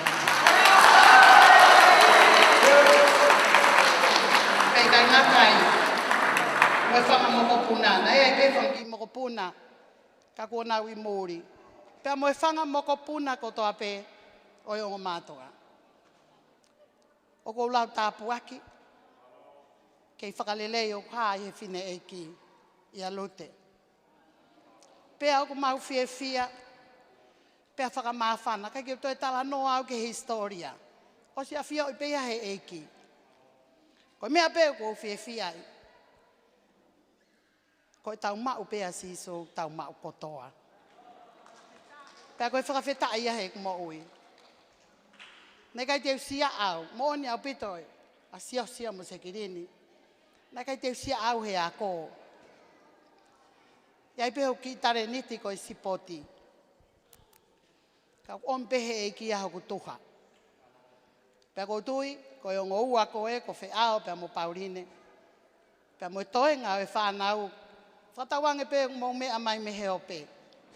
E ku whakamalo atu he tokoni. Pea ku hoko hono uki whakawhamiri, ke toe wā ofi ai. Ai whamiri, koe whanongo pe. O whai a whe konseti. Whakawhetai ke eki. Nei kai ke te whai, he ko wanga aki pe whoke tau o lunga atu he ope. Pea tala mai ke oua mua, he kulahi. Kana i kai tukai, ai nau tokoni, i he konseti o pōni. Koe teki o tau lunga, o wheunga mo paanga e tolu mano. Malo atu.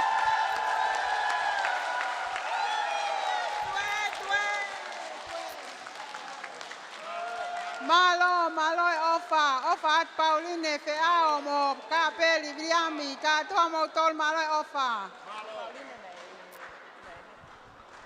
Hange koe kulawe koe he kamana. Kono whama opo o ngāwe kotoa be. Kai ke whiri noa ia. Malo abito ana, wuni pola pifereti. Lahi geni he ki whamiria ana koe taki lelei. Mua bea sisu he mea kotoa be. Ka malo atu ana. Malo no whama opo e. Mari nesi tau lunga. Malo. Mari la. O tau lagi he poni. E whakama opo bongbongi. Malo, tat moyaka, malo. Loto kotoa. Tonga Exstudents, loto. Mari.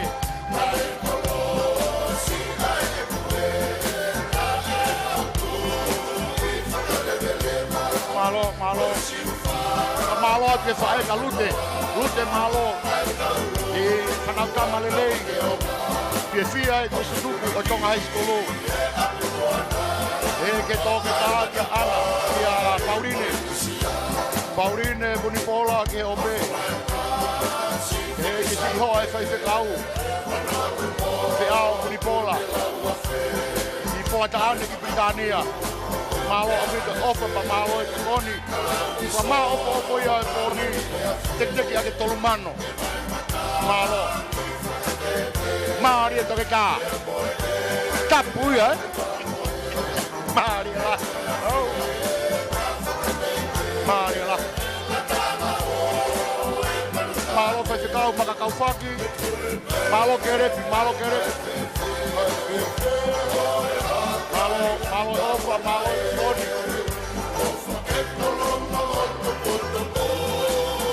Longolongo mai loto ia. Longolongo pe, ko isu tuku. Aku ai pe na wokoko. Malo. Ka malo atu ke ngai whamiri ko toa pe. Ka ho aski mau tolu. Ka malo atu hoa ofisa kolo. Malo siu.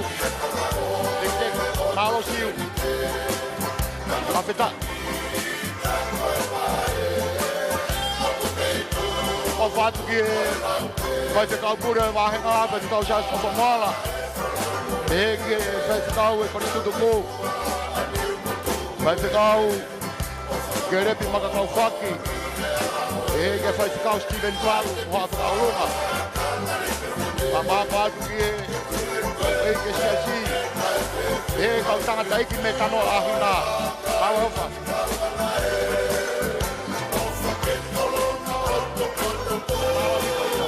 Malo.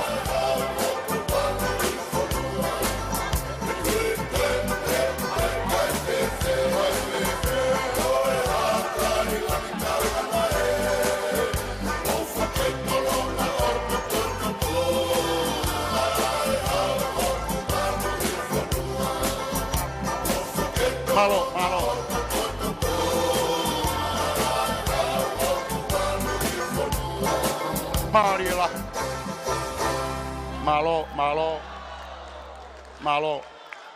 Malo talame. Family. Malo atu ngalo e fae. Si ilute malo lute. I whanau. Kahoko mai. Pe peka ki mautol ko tope pe mehe o pe me amai. I he ata pe moerea i he poni. Kahoko te motu atu ako i ni. Ai whakaapapa mo whakamalo ka te ki mautolu. Malo. Ai manatu mai. Ke ki kolo koni kolongolongo. Ko e whakakakato ko e ngāue. Tau novo e poni, e tā begi fasi, tau whakangongo, ki he kau si keritari pa anga he poni. Ka koe whakaosi koe e poni u peheni. E mea mai te whai a kore ke mea mai, ai whai whikau koristutuku koe na ne whakaawa e poni. Whai whikau ke rep makau whaki.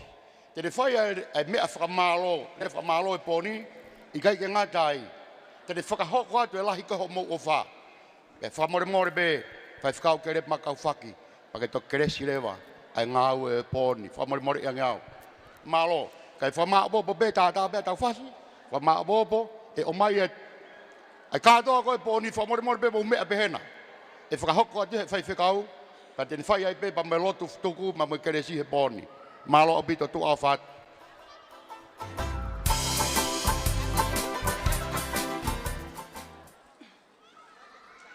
Ka taki ka e whahoko atu pe ki whakakakato koe ni. Ko e taolunga a toke tā ana a kau ola, manu a kau ola ko e pos. Pea mo e whamili ka toa ku toi whakalawa mai e pangai wangiau ni manoa aloha ke ua tolu, noa taha tolu. Ua mano tolu afe, ma taha tolu. Ko e taolunga a ke lep makau whakina e toi tānak mai ki ai pangahi wa whafe. Mau peke whika katoa, teke peki olunga ke whika katoa. Pe unga ia mo e pangai ua mano taha afe ono ngeau. Pasi ki ai longolongo, pasi ki ai. Ko e taolunga lewa e tau tupu a longolongo, whakamalo atu si o mautokoni i e teiteu i e holo, pe toi o mai moho o mautokoni, whiunga mo e paanga fitu taha. Malo e ofa. Malo e ofa. Ka i maha foi fasi e ku kei whakama opo pe fulahi e mea he te pile. Whakama opo pe ke mau.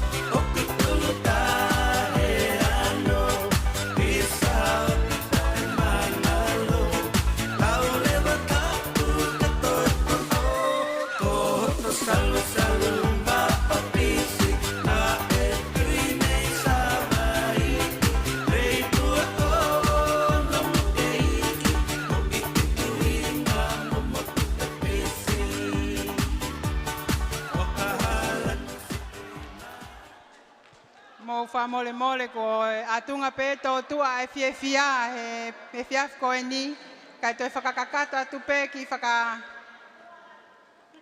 ma opo mai ko ni o e talunga tapuni familia sione mo lute vun pola peunga ia mo panga e tolu mano huange au ono ngofulu maavalu pasiki ai longolongo pasiki ai kai toi fefe ko panga Britania ko to mai ki henu liunga tolu ko panga Amerika ko to mai ki henu linga ua pa ko atunga e ofa mai ki ke mo ui ai fa e malo e ofa fa fetai e ofa malo lute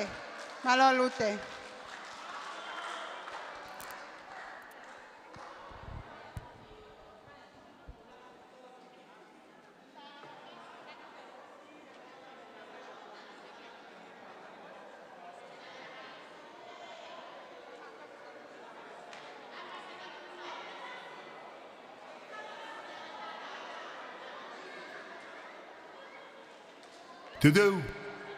Fu.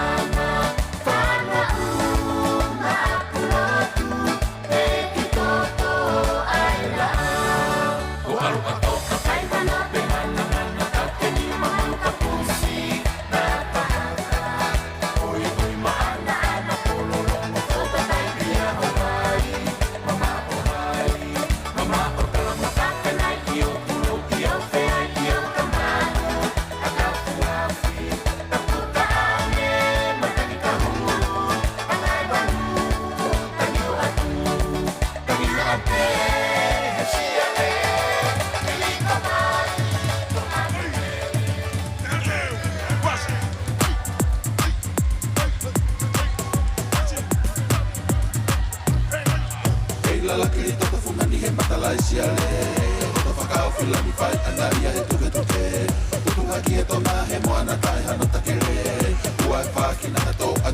silupe. Lau manu auto ise isa lau manu kamahiki. Tori aki e kakalahe ako ne whakapalo fitenisi. Whakamaa ki ai, si o tu wherenite koe mohoi oe mawhawhisike te utangata ki e politiki. Keila la kiri toku funani he matalai siale. Ono whakao filani whai angaria he tuke toke. Tuku haki e toma he moana kai hano takere. Kuai whaki nanga tō angaria a silupe. Lau manu auto ise isa lau manu kamahiki. Tori aki e kakalahe ako ne whakapalo fitenisi. Whakamaa ki ai, si o tu wherenite koe mohoi oe mawhawhisike te utangata ki e politiki.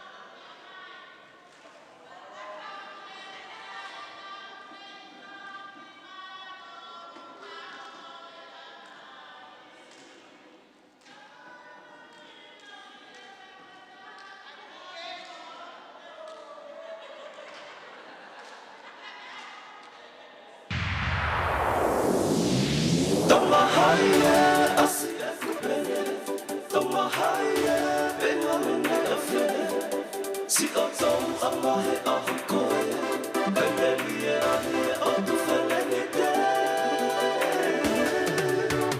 Tuke e ka moto, ua tukupa, tuga best, ila lele i taha. Whakatapu ki hau tariwa, whitapa ki hono welo kola, tulau atu ki haa whai haino, whakamole mole atu si o kuloto. Tukumu ake u hao atu he, tonga hai e, i whakame i te. Tonga hai e, asi e whipe, tonga hai e, me warunge a whe. Si o tau amahe a koe, Epeleli e ahi e o tu whelene te. Tuke e ka moto, ua tukupa, tuga best, ila lele i taha. Nua e lanu o laa, kawa e lanu e taa. Sawa me lanu o moana, tele ai mo e lanu mata. Maulana kaha ki maolunga, o wana ako ai tuku ana. Tonga hai e, asi e whipe, tonga hai e, me warunge a whe. Si o tau amahe a koe, Epeleli e ahi e o tu whelene te. Tuke e ka moto, ua tukupa, tuga best, ila lele i taha. Manatu lato ki ne whawhitu, o ai mama whakatalu-talu. Heke atu ua whakaatamai, tonga hai tā ai urua whi. Ole taki atu ke ngata anga, o tua motonga, koho tato whia. Tonga hai e, asi e whipe, tonga hai e, me warunge a whe. Si o tau amahe a koe, Epeleli e ahi e o tu whelene te. Tuke e ka moto, ua tukupa, tuga best, ila lele i taha. Tonga hai e, asi e whipe, tonga hai e, me warunge a whe. Si o tau amahe a koe, Epeleli e ahi e o tu whelene te. Tuke e ka moto, ua tukupa, tuga best, ila lele i taha.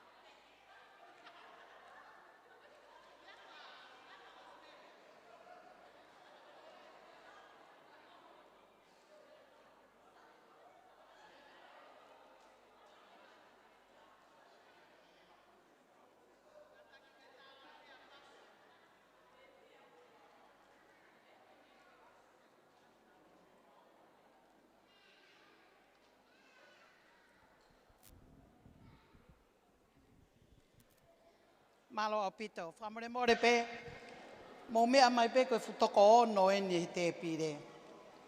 Ka koutui pe e babe. Whakawhei atu ki mautolu a pongpongi. Kau hi koe whakamao po opo ia e wahenga koe ni longolongo, po longolongo, ko kāpeta, ko tuata ki langi, pea mo wāloloa.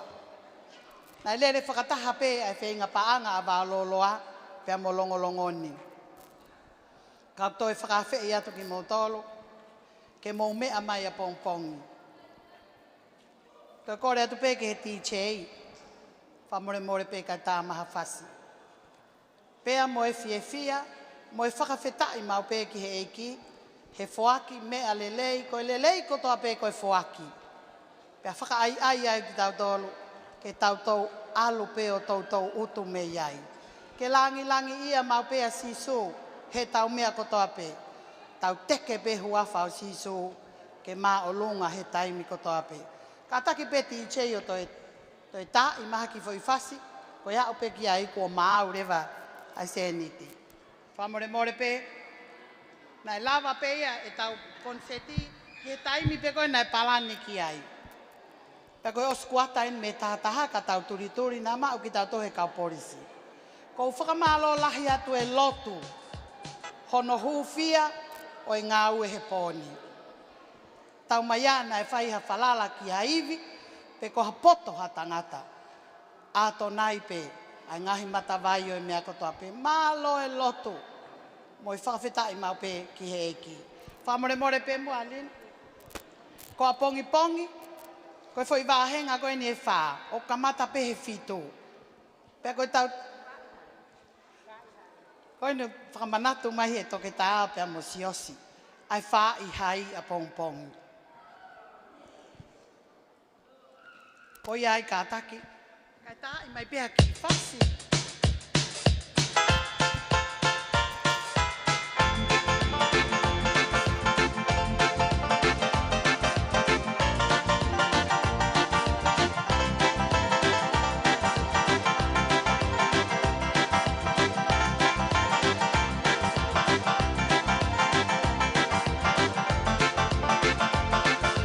Isa si ibu ako whanonga kalano, oe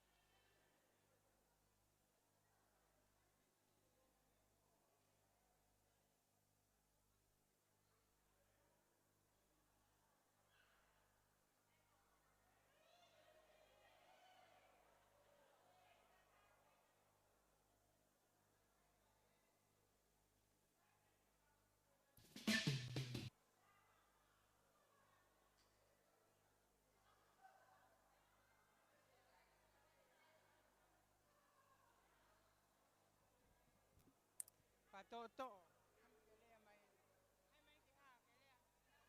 Hello. Lea mai.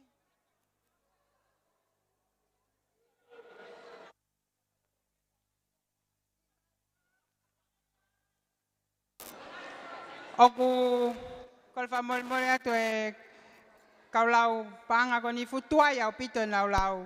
Pa mahana ko ka kuin salo te ni mo ka tolo ako sio ma na lau na tole panga ko ni. Kai ke anga tonga high school he tana ke paanga pehe. Kai ke na wanga. Pa mole mole atu. Iyo. Ka ko eni mahalo ku na fanongo mai he ai ke ha ka kuin salo te me ka tolo ala e paanga pa ko wo manga e na ki lau. Kole atu pai fekau ke le makau fak fa mole mole ka ke mea mai ao. Pa ose tau katoanga.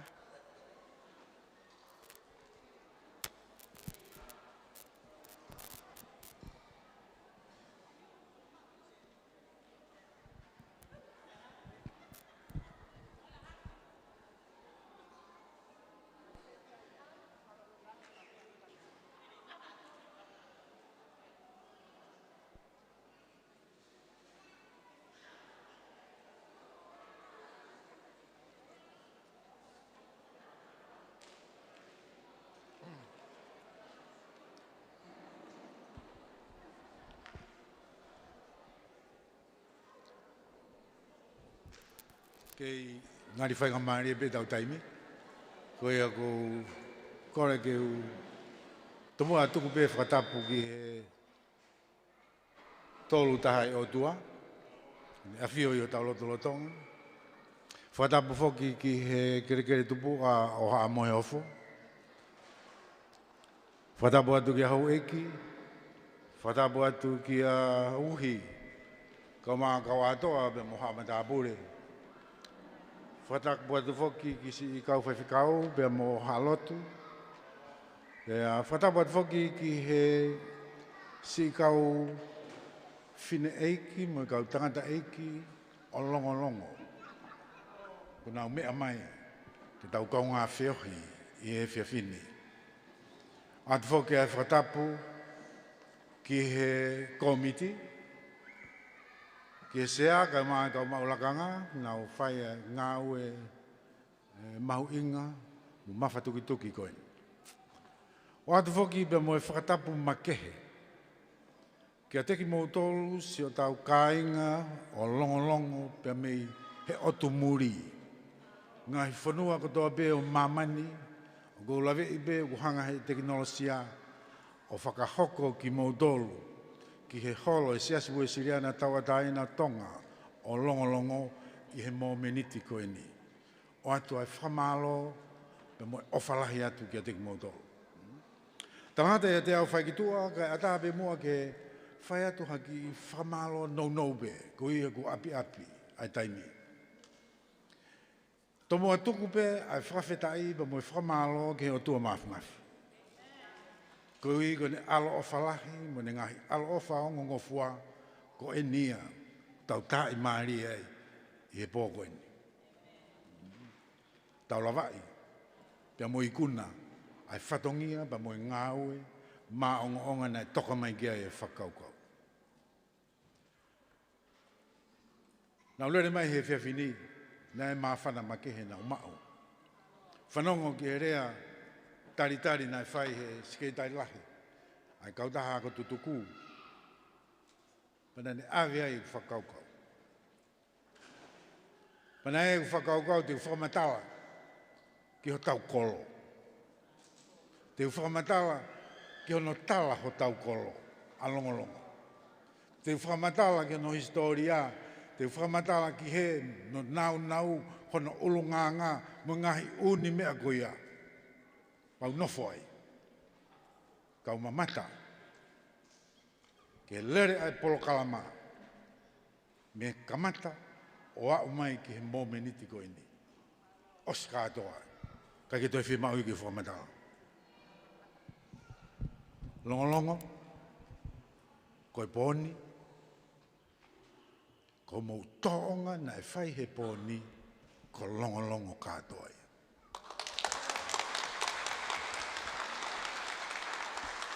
Ko mou tolu pa mei muri, o mou mea mai, malo ko mou whanongo tala noa ki Longolongo, o atu whakataha mono loto, mo e awhua ngai u, mea o atu moia, ka koe ni ko mou mamata tonu. Talu e lere ai polo kalama ni nai mo ku nofo peo maari e ia. Pau pehe le ploto, pe kai ke whaha ofo ai he ko Longolongo ia.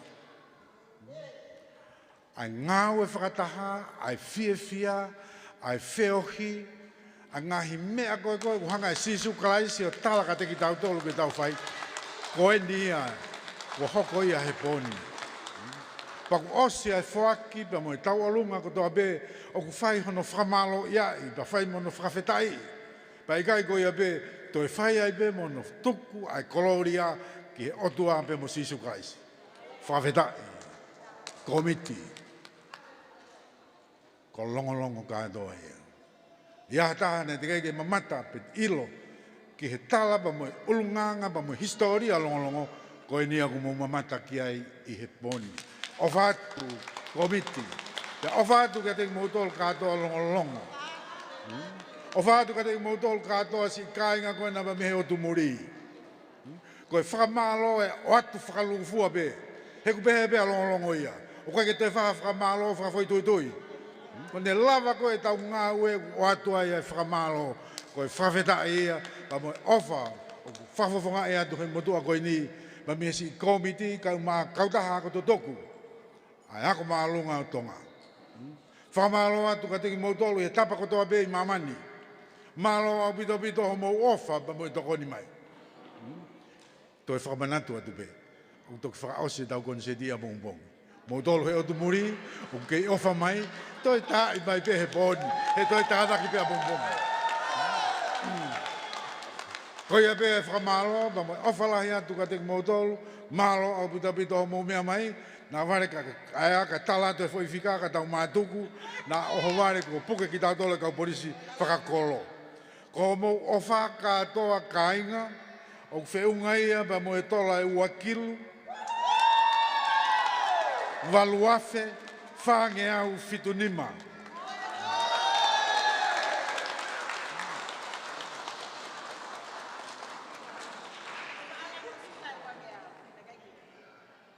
Pe au toi tāna kia toi pe ki ai, pe mo e mea ofa, pe me nusila, o kei ihe paanga nusila pe, koe paanga e ua ngeau.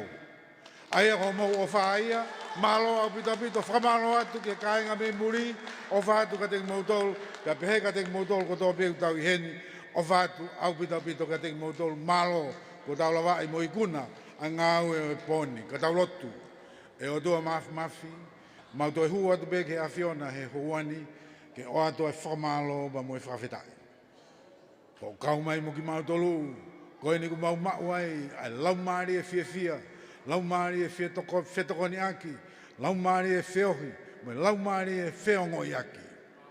Koe ofa ia ba mo e nau e awhiona. Hangai fofonga mai mo taloni, koe ni ku mau ikuna e whatongia. Koe ofa ia ba mo e tauhi ko ke whai. Mau hanga atu kia te koe ka hako sia maututoku, o na tutuku ai ho ngai alo whaba mo ngai lelei. Ka tau kei whiohi mo tākanga pe ma moho a whio. Ia sisu kalaisi ko alo ko mau whakamuui. Ko e kresa tau e ko Sisu Christ o whai o tuāka tamai. Whiohi lau maari e maoni oni. O mo ngai alo wha mo tāpua ki ke tutuku ia mo ki mautoluni e poni pe o nā hiri. Ka e whai beo ta ngata e meni. Malo apito o whātu ka te motolu.